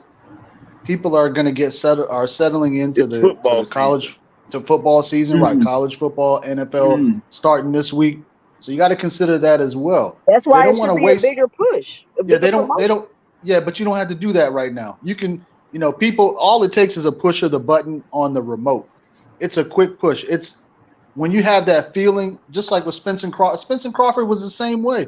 Like with about a month ago, people were like, "Man, I don't know what's going on. They're not doing anything. Are they promoting right?" I don't know if you remember that. The same thing happened. People were questioning them, like, they're not really promoting this fight. Then, like with like 10 days to go, you had a flood of like this and that coming in. Everybody and all these celebrities started chiming in. But not to cut you off. You saw the big turnout. But the biggest difference is the promotion for that Crawford Terrence fight started with the first negotiation. So we've been waiting and talking about who ducking and this and that. The Charlo Canelo fight, we didn't even know we wanted to see that fight until they announced it. Well, we did want to see it. We wanted to see it years ago. Yeah, we wanted this years ago. We wanted this fight a long time ago. We just forgot about it. Yeah, nobody was thinking about it. Yeah. Right, just like a lot of these other fights, like Plant versus Benavidez came back. That was something I was looking for 5 years ago. Ryan, all these fights that are happening now, these are all fights that we were hot on like 5 years ago, and we were really talking about it on YouTube. And a lot of them really fell off. The only one that really survived all that was Spence versus Crawford. That's the only one that was consistently talked about. Otherwise, people stopped talking about Benavidez versus Plant. They stopped talking about Wilder versus Joshua. What'd you say? I said I'm gonna holler at you a little bit. I'm about to get ready to go on in a few minutes. I'm about to I'll catch you in a little while, bro. All right, bro. Go ahead. All right. Let me answer Jermaine Woods, because he says question pool. He says why are fans hyped for Stevenson versus Martin when already seeing Stevenson fans say it's going to be a wash? Why watch? Because even though people see how Stevenson is with his distance control, his boxing skills, and they're kind of comparing it, what I'm saying, on the fantasy side, just in their minds, but you still want to see it. You see what I'm saying? Just like people saying, between Spence and Crawford styles. So they're already fantasy matching up the styles, you know what I'm saying? So, and it just looked like Stevenson is the better boxer. And when you look at Frank's skill set and how he's coming into his own in his prime right now, you know what I'm saying? You want to see him be more creative, you know what I'm saying, his offense. You know what I'm saying? He's not picking up when he's, saying he can take opponent out. Stevenson already has that instinct. So people look, they're just making the assumption that Stevenson, can beat Frank Martin by boxing, and that Frank has to come on the inside. So when you have to come to Stevenson, it's just kind of hard to see somebody winning against that kind of style. You know what I'm saying? Even though Stevenson hasn't really fought an opponent the quality of Frank Martin, you just kind of like fantasy wise look like he has the better style to beat Frank Martin. Now I'm going for Frank Martin. So I think he has power. I think he can get in there, but I just want to see him have more confidence with his offense. That's all, and that's why they're saying that. But people still want to see it. Paul, do you think that if Frank? Okay, I like Frank. I would love to see Frank Martin win. Me personally, just to give my 2 cents, I don't think he has the experience to beat Shakur. Now, if Shakur wins, does this raise Shakur's stock? Like, what does a win do for Shakur? Yeah, it raised his stock because this is the best. Like I said, Frank Martin is the best opponent that Shakur Stevenson has faced. Yeah, I mean, all those other names besides Oscar Valdez, nobody really knows who the niggas is. And Jermaine, what's his name? That was Jameer Herring. Those dudes ain't, the cachet on their name ain't that big. The biggest name he's fought was Oscar Valdez, right? So Frank Martin is a talent. You know what I'm saying? He's a highly talented guy, especially coming out of the Spence camp. It'll be PBC versus Top Rank, you know what I'm saying, which have a camp rivalry. So especially this is almost like Bud Crawford, Errol Spence Jr., but just at 135 or wherever they're gonna fight, or 140 or wherever they're gonna fight. So they got that rivalry going on, and I think it'll be interesting, you know what I'm saying, to see. Go ahead. Oh, sorry, I thought you were coming to the end or done. I was just gonna say, just to respond to what he said, why watch? A lot of people, just this past weekend, we had a rematch of Eubank versus Liam Smith, and he stopped Chris Eubank in that first fight a lot earlier than what Spence was stopped in. It was stopped. I think the first fight was stopped in the 4th or the 5th round, and a lot of people wrote him off and said, "Oh well, we don't need to watch the second one." No, this is boxing. Like, guys have good nights, guys have bad nights, and you just never know what's going to happen until you put them in the ring. Most of us didn't expect what happened to Spence in that fight. So the same thing with Martin versus Stevenson. Sometimes there's guys that have a style or they have a physicality that a guy can't figure out. Even this fight, he's seen all this, he's seen all that. You don't know. It's not a given. I mean, you would lean heavier towards Stevenson, especially with the fight being on his network now as well. But really, we don't know. And you can't just write it off and be like, well, it's going to be a wash and there's no reason to watch it. I'd like to see De Los Santos versus Shakur Stevenson, especially after what we just saw from De Los Santos in the last fight against Adorno. Damn, he was boxing his ass off, and he was known more for being a heavy puncher. And he had that really close fight with William Foster, and he got outboxed. But he looked a lot better against Adorno. So why not see that fight after Frank Martin if it's possible? Why not watch that, whether he wins or loses? You know, that's what my point was earlier about let's see these fights first, and then we can get to Haney. You know, we can get to the Haney versus Shakur. Shakur versus Haney right now is very cosmetic to me. And you guys made good points about Haney not being at his optimal weight at 35. I agree. They don't want that. Neither one of them want it either. They want the bag. It'll be there at 47. But this is a great fight. I'm glad they're able to make this Frank Martin versus Shakur Stevenson. You better enjoy it. Yeah, it's a solid fight. While you got the chance to watch it, because they might not make this fight again. This time. Because when you look at the skill level of both fighters, you know, they both highly skilled. So you never know, you know what I'm saying, what's going to happen. You know what I'm saying? Once you see two fighters come out of the division that rises to the top, you know what I'm saying, you just want to see them meet.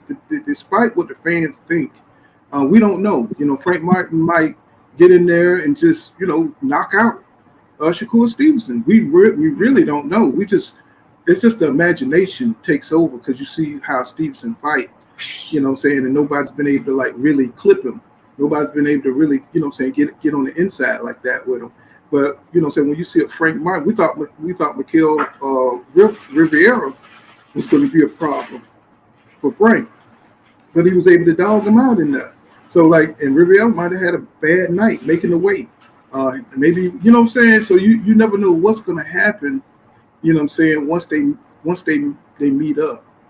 And I think, you know, we do so much speculation about these fights, you know what I'm saying, but we really don't know.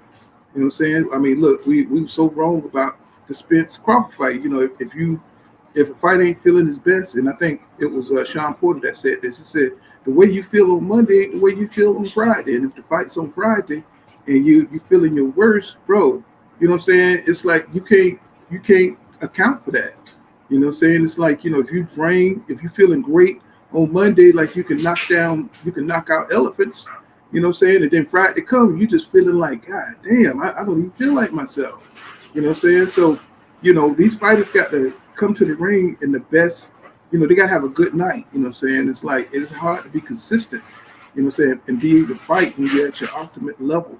You're at your top form, you know. So, you know, Stevenson, you know, he's been more consistent than anybody. It's when you see him in the ring, I've never seen him have like an off performance. You know what I'm saying? He's out, his defense and distance control has always been able to protect him in the ring.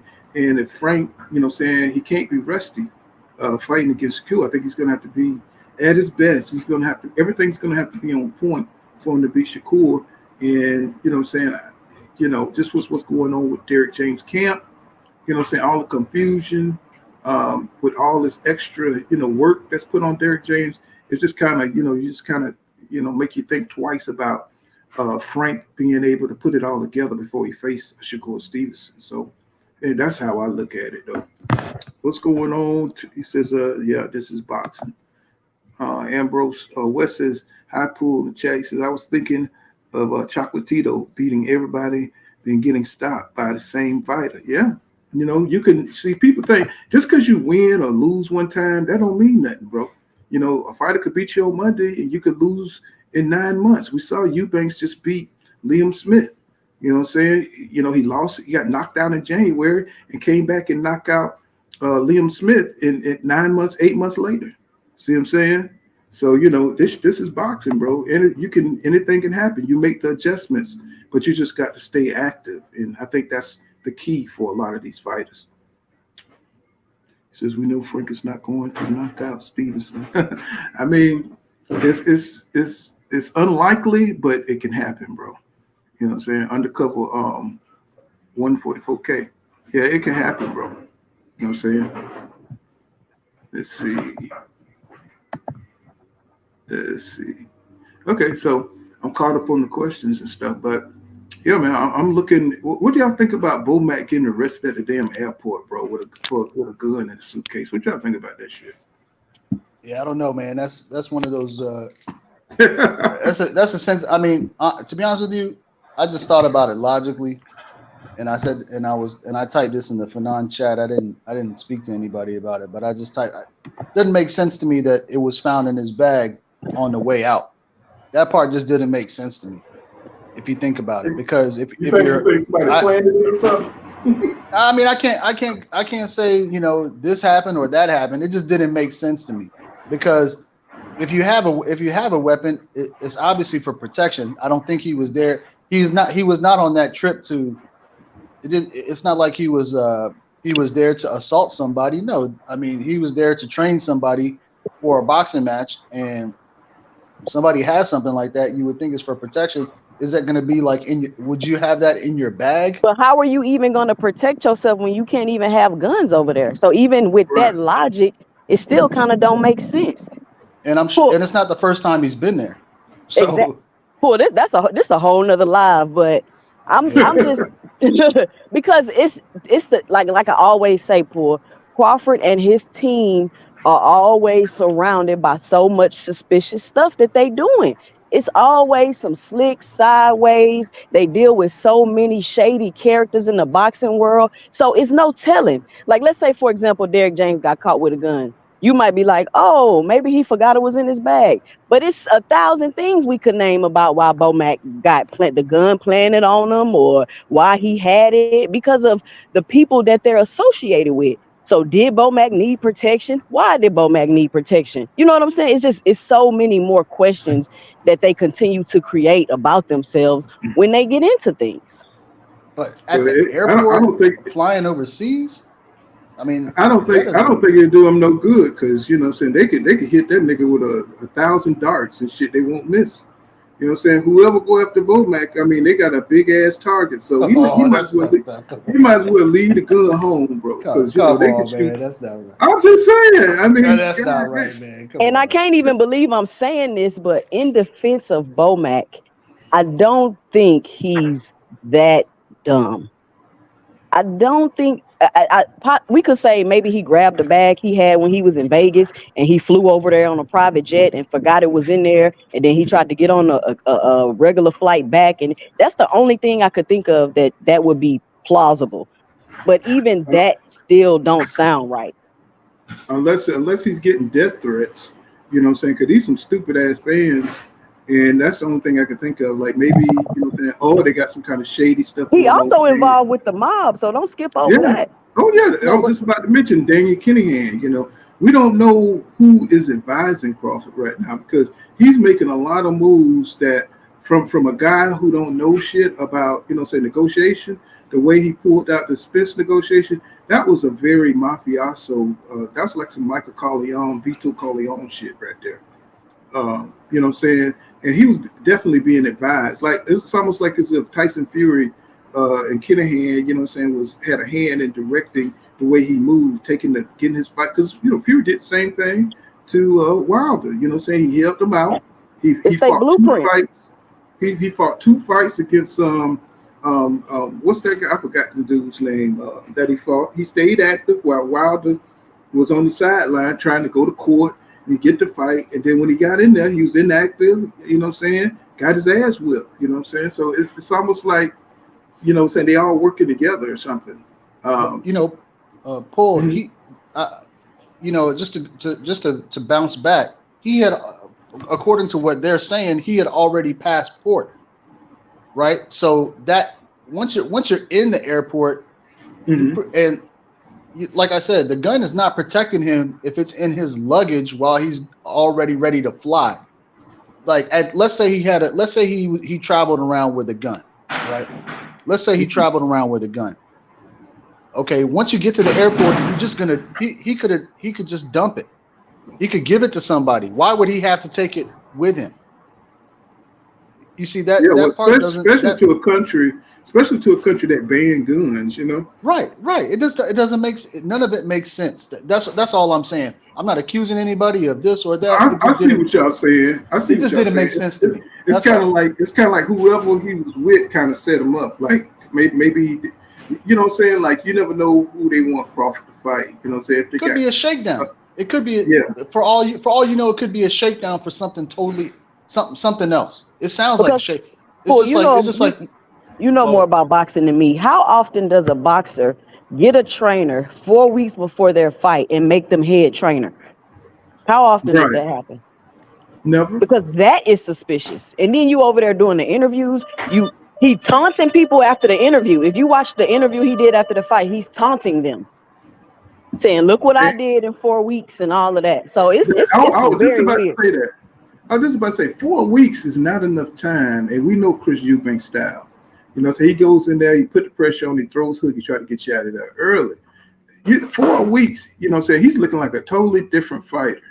Like, you know, so he's like technically sound. I mean, he's boxing beautifully. And I'm talking about, like, man, some of the shit he was doing there, he was looking like Crawford up in that motherfucker. And I was just like, damn, boy, this dude done improved vastly in 4 weeks. You know what I'm saying? I'm like, what is going on in boxing, bro? No, Eubank was arrogant in the first fight. He was arrogant. He had this. He had all this. Yeah, he is always arrogant, but no, you could tell that he was sloppy in that first fight, and I think it was because of his mentality, and he backed himself into that corner. You know, so I think personally, the way I look at it, somebody might have lost a lot of money on that fight because they thought that, you know, they thought that Eubank was food, and you know, if you listen to the crowd, if you were listening in the crowd, did you hear more people cheering for Eubank or did you hear him cheering for Liam Smith? Oh, I don't remember. Was it? Oh, it was Liam. It was by far Liam. Like, it didn't sound like Eubank was getting booed. Eubank was getting booed. Eubank didn't sound like he was from the UK. They hated his daddy. They hated his daddy. They hated him. I mean, they always hated them Eubanks because they were always carried themselves with that conceitedness. You know what I'm saying? And it's just like, you know, they don't like that kind of stuff. You know what I'm saying? So that's why they love AJ. Mm-hmm. And you're talking about. Look, I mean, I don't know how. When I think about history, when I think about the British, is the garbage man out front, or what's going on? Yeah. There's an echo coming from the alley. I'm sorry, it's coming through the phone. So, you know, like when I think about the British historically, these are some slick characters. That's how I view them. Okay, that's how I view them. That's just my. So I don't trust none of it. I really don't. Nothing. You tell me that you pulled. If they had said they had pulled Bomac over on his way to the airport and they found it, then I would have been like, you know what, that's a possibility, right? Because they were in a car, they were traveling, they were in transport. But if you're telling me he went to the airport, he gave them his bag to get on a flight, and it was in there, I got a hard time just buying that. I'm sorry, that didn't make sense to me. Doesn't make sense to me. But again, I'm not trying to put myself in it. I'm not in it. You asked the question, and I'm just answering. So, but my thing is, you know, what I'm saying, they will ban your ass from the country once you get a charge like that. And you know what I'm saying? Maybe they don't want them in there. I don't care if you're in Canada and, you know what I'm saying, and you traveling, they will ban your ass from that country. You know what I'm saying? They don't care how innocent it is. It don't even have to be a gun charge. So I wonder if this is something to set up that camp from being able to have opportunities to fight over there for anything. Because like you said, that is highly suspicious. You know what I'm saying? There you go. Now you're thinking. Now you're talking. Now you're talking my language. Now that makes sense to me. They can, you know, he might sit up there for a week or two, but the end result will be you can't come back you're not allowed back in the UK, right? Yeah, right. So and for them, the end justifies the means. So because that's all they're looking for. Because I mean, yeah, if you're 53 years old and you done fly it around a little bit, you know you can't bring nothing through the airport like that. And security. If they won't let you take any liquids no bigger than 16 ounces, you know what I'm saying? You know you can't bring a weapon unless you get some kind of special permit or things like that. You know what I'm saying? So they will ban your ass up out of there, bro. You know what I'm saying? Believe me, I know. You know what I'm saying? You know, they might have ran off on the plug. They might have ran off on Kinahan. Ain't no telling what's going on. That's what I'm saying, you know. And you know that man, his pool is all, when it comes to Europe, you know what I'm saying, whether you're in Italy, whether you in Spain, so that dude, that's his hood right there. So that European shit, what I'm saying? That's where that's his domain. What I'm saying? He run all that stuff over there in Britain. And if Crawford playing with that guy, man, I should or Bomac, what I'm saying? I sure hate it, and it also would give you an idea of what kind of shit that's probably was passed through on the banned substance side, because we know Tyson Fury, what I'm saying? They got access to all that kind of shit. What I'm saying? That dirty ass shit that can't be detected. What I'm saying? So the vacant. Also, they fighting for a vacant title. Stevenson and Frank Martin. What I'm saying? That would be a WBC vacant title, huh? What I'm saying? Which would one of them going to be a champion, because I know Devin is going to release those belts. So that would make one of them the WBC champion once Devin fight with Regis Prograde. What I'm saying? 'Cause I don't think they're going to allow him to be undisputed at 135 and fight Regis Prograde. What you guys think? Yeah, I heard him.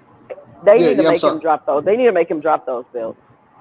Yeah. I mean, I don't know if he's holding on to him to leverage a Tank fight, but I feel like you'll get a Tank fight faster without the belt. Because Tank don't care about no belt. Yeah. And I think the Haneys are playing the long game. That's what I think. I think they're playing the long game. And Devin, you got to remember that Devin is younger than a lot of his contemporaries. He's younger than Tank. He's younger than Shakur. He's younger than Matthias. He's younger than all these guys, Regis, Russell. So, if you're Bill Haney, you can. I'm not saying they're not taking the easy road. I don't want anybody to misconstrue what I'm saying right now. They're not taking the easy road, because in my opinion, if Haney was to beat Loma and Regis in the same year, he might be fighter of the year. He might be. That's how I think of it. But at the same time, like I think that Matthias is a little bit better than Regis, and I think a little bit. Huh? You think he's a little bit better? Well, in terms of the style, in terms of the style, like I don't. Yeah, in terms of the style, I think Regis is the better style matchup. Like I think that there's fights that they could be taking, but they don't have to take it. That's what I'm saying. To me, it's okay. Like I don't need to see Shakur versus Haney right now. There's a lot of other guys out there that I'm not even sure that that their opponent that they're going to beat these guys. I don't think it's a given. Yeah, that's why I said let's see it first. Let's build it up.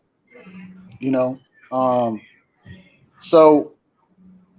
If it makes sense, like they are trying to build it up. They just doing it, extremely. They're doing it their own way. They want it to be that.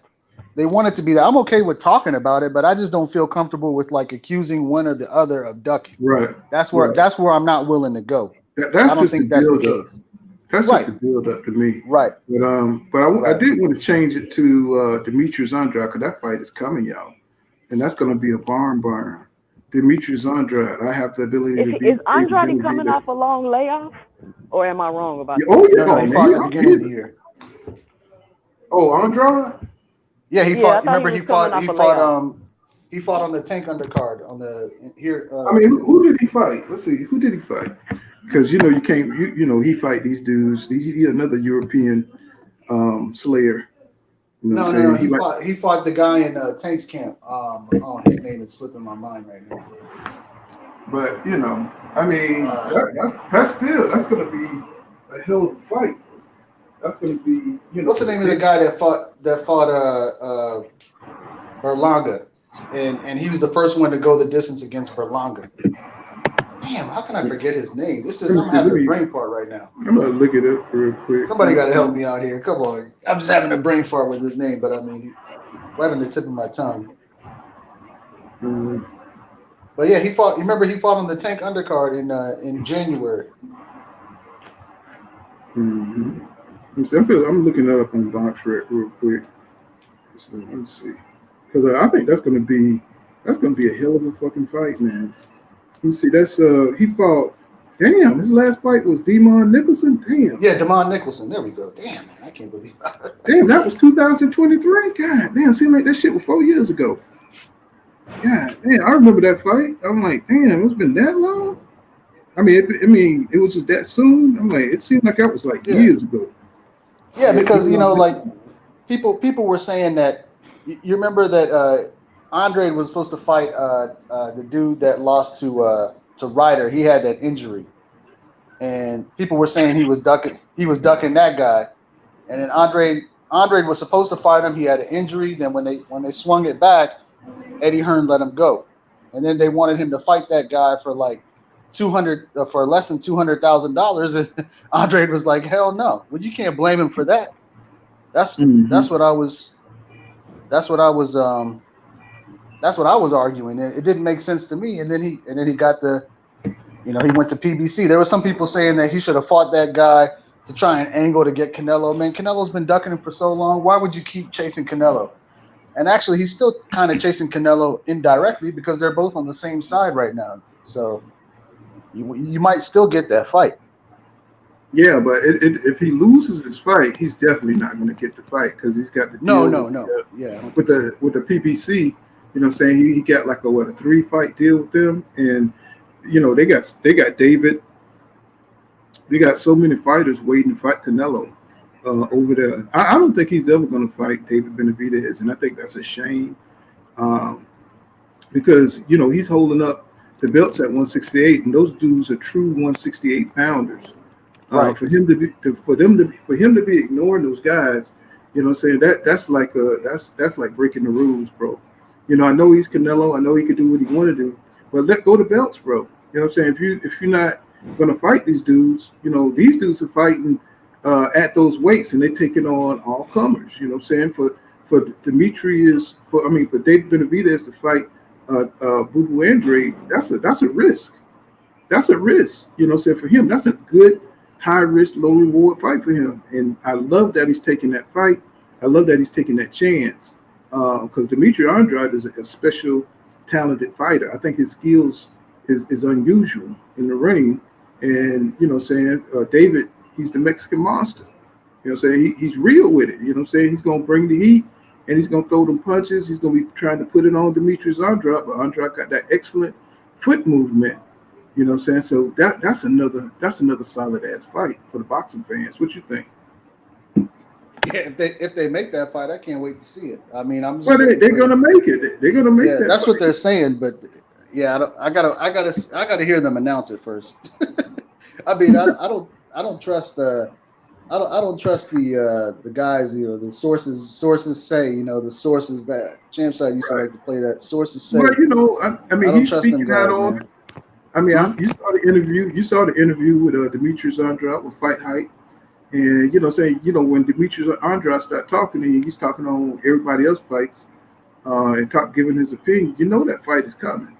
That David Benavidez. I've never seen so many fighters talk on other fights so much as I have in the last few months. And because they're asking him about it. David Benavidez Sr. He was talking about how the fight with Spencer Crawford at 154. That is going to be worse on Errol Spence Jr. And it's just they put a lot of doom and gloom because of the performance that happened at 147. But like I said, I put a lot of that on Spence not being able to fight at that weight class. Even Mayweather came out and said that he don't want to see Spence fight. Saying at them lower weights like that no more. So they know what it is. It's just. Saying I guess because of Spence and he never took a loss, and saying they just want to keep it like that. But my thing is, you can, one loss don't define your career, bro. It doesn't. You can have an off night. You know what I'm saying? It's just what it is. Boxing is unpredictable. You never know how you're gonna feel or what's going on in your life. These boxers, they live real lives, so they experience different things outside the ring. Before they don't just fight. That's not their entire, the entire existence. So, they still living a regular life. So whatever you got going on, you say you got to minimize anything that's going on outside the ring so you could be the best. You could bring the best version of yourself to the ring. That's why, Errol Spence Jr. got away from Yellow Beezy, hanging out. I don't know what he's doing in his personal life, but I just know he's not downtown Dallas in the center of all the partying. You know what I'm saying? He had to go out to a farm to get some isolation, so he can get some peace, so he can focus on himself and on his career. And I think you just got to give yourself a chance, to really, really work on your craft. Anything that gets in between you and sparring and sharpening your skills, it's going to diminish you as a fighter. Because you got to be so focused. And even if you're at your top, bro, that's no guarantee you're going to win. In boxing. So you got to give yourself every advantage to go in there and be your best. And with these layoffs, it just bothers me, man. Paul, you're old enough to remember. Like there's a few fights that come to mind. Lennox Lewis overcame getting stopped against Rahman. And he came back and knocked him out in the round earlier. Castillo, when he got in that famous fight against Corrales, when he got stopped after dropping Corrales twice in the round, he came back in the second fight and he stopped Corrales. Okay. Manny Pacquiao lost to Eric Morales. He came back and beat Morales in the second fight. There's a ton of, you can just go through boxing history and I'm just going off the top of my head and stuff that I can remember of recent memory. Well, look at Manny Pacquiao when he fought Eric Morales. Did you mention that? Morales. Okay. Yeah. I mean, like you said, there's a lot of examples, especially when you talk about top talent. If you off, that one night, and you fighting a decisive battle, this is your first time meeting. What if Mayweather would have been off when he fought Pacquiao the first time? They wouldn't have let that shit go. They would have been like, oh, Mayweather trash.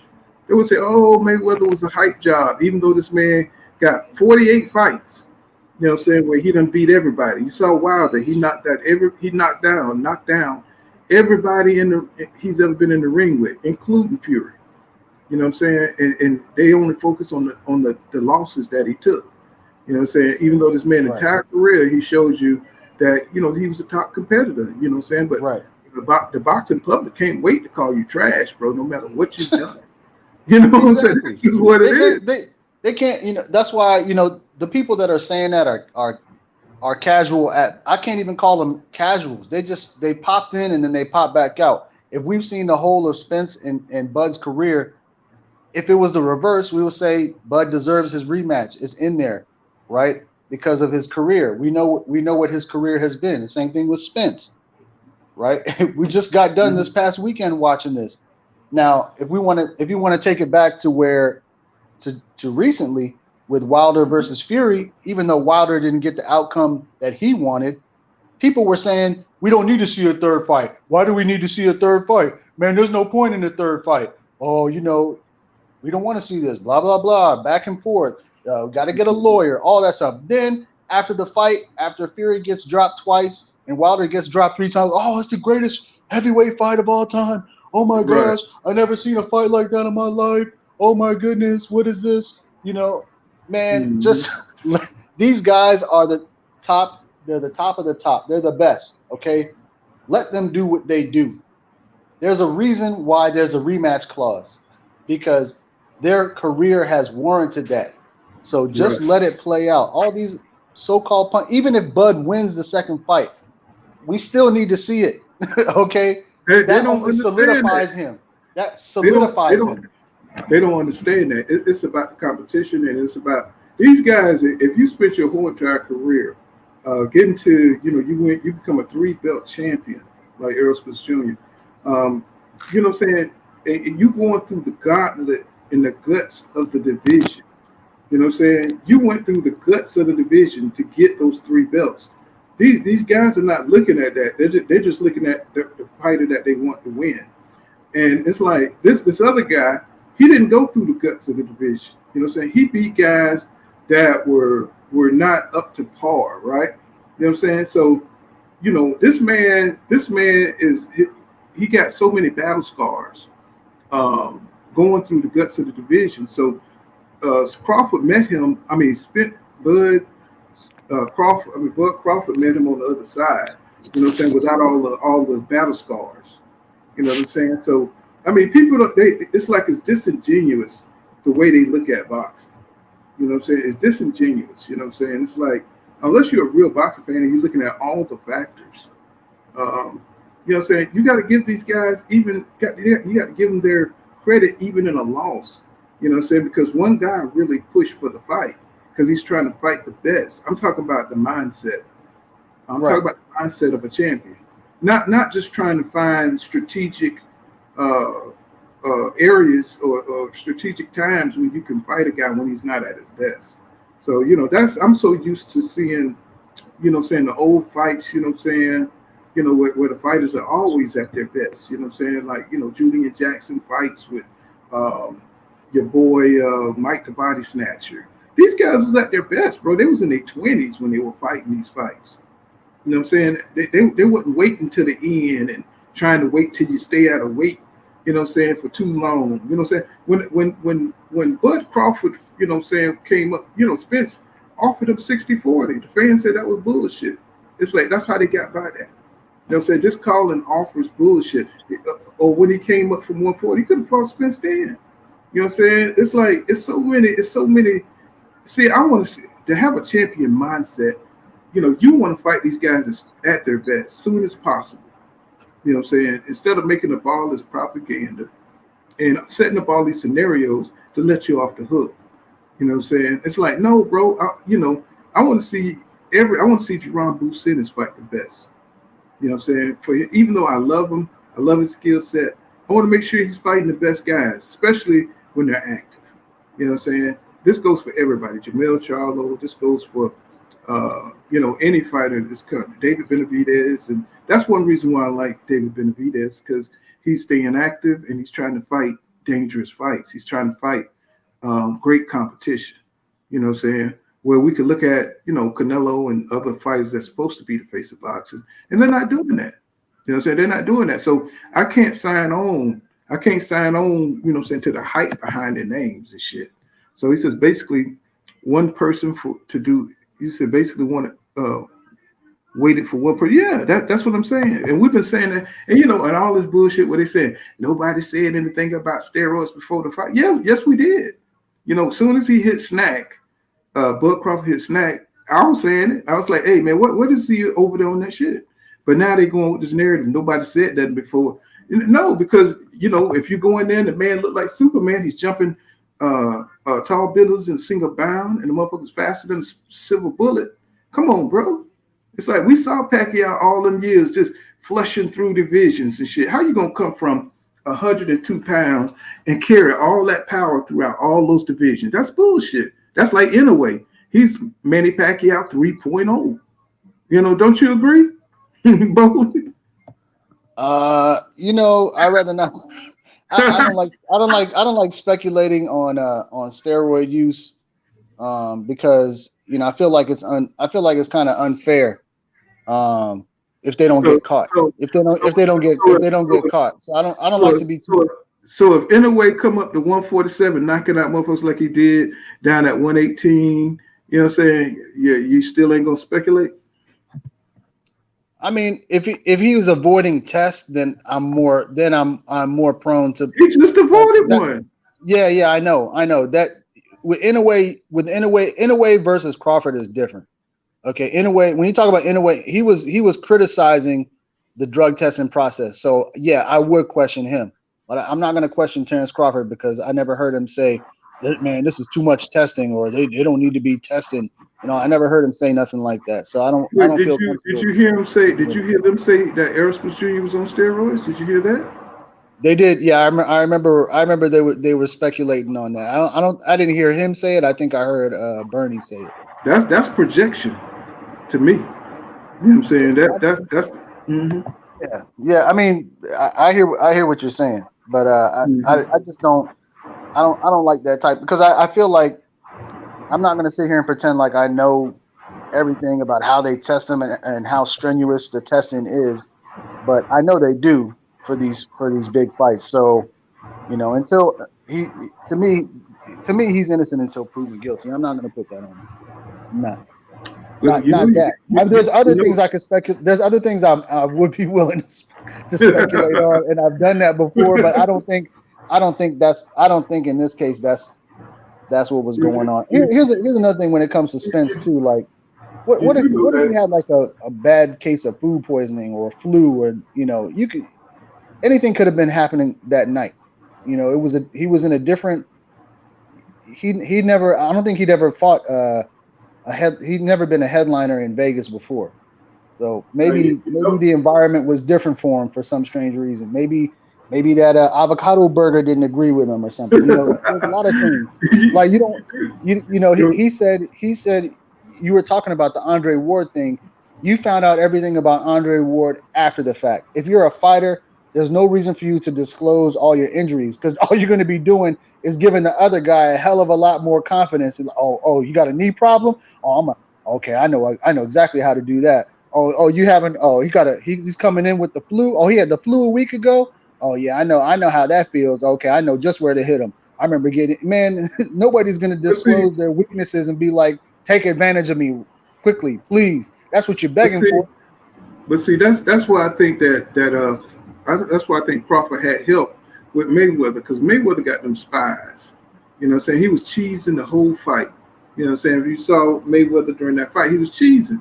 Because I do think he leaned on Floyd Mayweather intelligence, you know what I'm saying, in that fight. You know what I'm saying? I'm just speculating, you know what I'm saying? But Mayweather looked totally confident, you know what I'm saying, in that fight that looked like, he was just smiling like the cat that ate the canary. You know what I'm saying? And I'm just saying this is some totally conspiracy, no sources type shit that I'm talking about. You know what I'm saying? I do believe Mayweather helped bring down Errol Spence Jr. You know what I'm saying? And I think, you know what I'm saying, I think Mayweather a petty ass dude, and I think he's just like that, bro. I think he really let Crawford know what was going on in Spence camp, because, you know, Mayweather is one of them type of dudes. He's like a resource in boxing. You know what I'm saying? If you come to Floyd, that's all you need to do, and you pay homage to Floyd, now you got access to his resources. And if I was Crawford there, and I know Floyd, you know what I'm saying, if I know that about Floyd, you know what I'm saying, I'm going to use that resource. And I think that's what he did. You know what I'm saying? Hey, man, Errol Spence Jr. got a rib injury. You know what I'm saying? So, and the way he was going to the body, right up there to them ribs, you know what I'm saying, it just looked like he had a lot of inside knowledge, you know what I'm saying, on what was going on with Spence.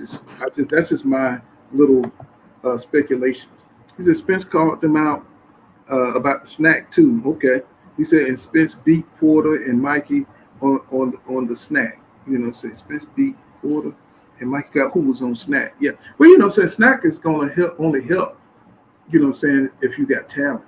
You know what I'm saying? If you can't just not bring the talent. If you got talent, it's gonna add on to what you got. You know what I'm saying? So, you know, you could do steroids, but if you ain't got no talent, you still gonna get your ass beat. You see what I'm saying? So that's all that is, you know what I'm saying? So it don't matter, you know what I'm saying, if you do take steroids, but if you got talent like Crawford, then you can you know, it's just gonna add to your skills and everything else, you know what I'm saying, that you bring to the table. You know what I'm saying? So, you know, just doing the drug ain't gonna help you, you know.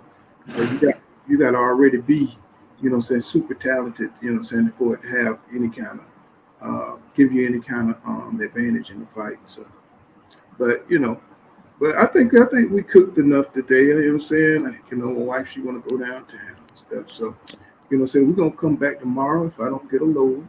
And I'd like to thank Bowley for cooking with me in 2 Cent Boxing. Make sure y'all subscribe to 2 Cent Boxing, y'all. And you know what I'm saying, we'll do it again tomorrow, y'all. And see you guys in the next live stream. You know what I'm saying? Hopefully Bomac bail. I hope he got bail money. You know what I'm saying? I hope he's back over on this side, man. I don't like that situation at all. Man, I just hope he get up out of there, bro. I don't want to see our Americans be locked up. You know what I'm saying? In a foreign country, you know, that motherfucker gonna be eating 28 scrumpets and what they call it, fish and chips and shit. They're gonna kick him up out of there, bro. He gonna be eating too much. Come on, man. They're gonna be like, hey man, we can't feed this dude, bro. Y'all take him on up out of here, bro. But that's all I got, man. You know what I'm saying? I'd like to thank Bowler. I'll be back tomorrow and we'll cook some more. You know what I'm saying? And peace out, everybody. Thank y'all for coming through. Yolanda, bye-bye. I see you out there, Queen. You know what I'm saying? Thanks for stopping through. See you guys in the next one. Peace out.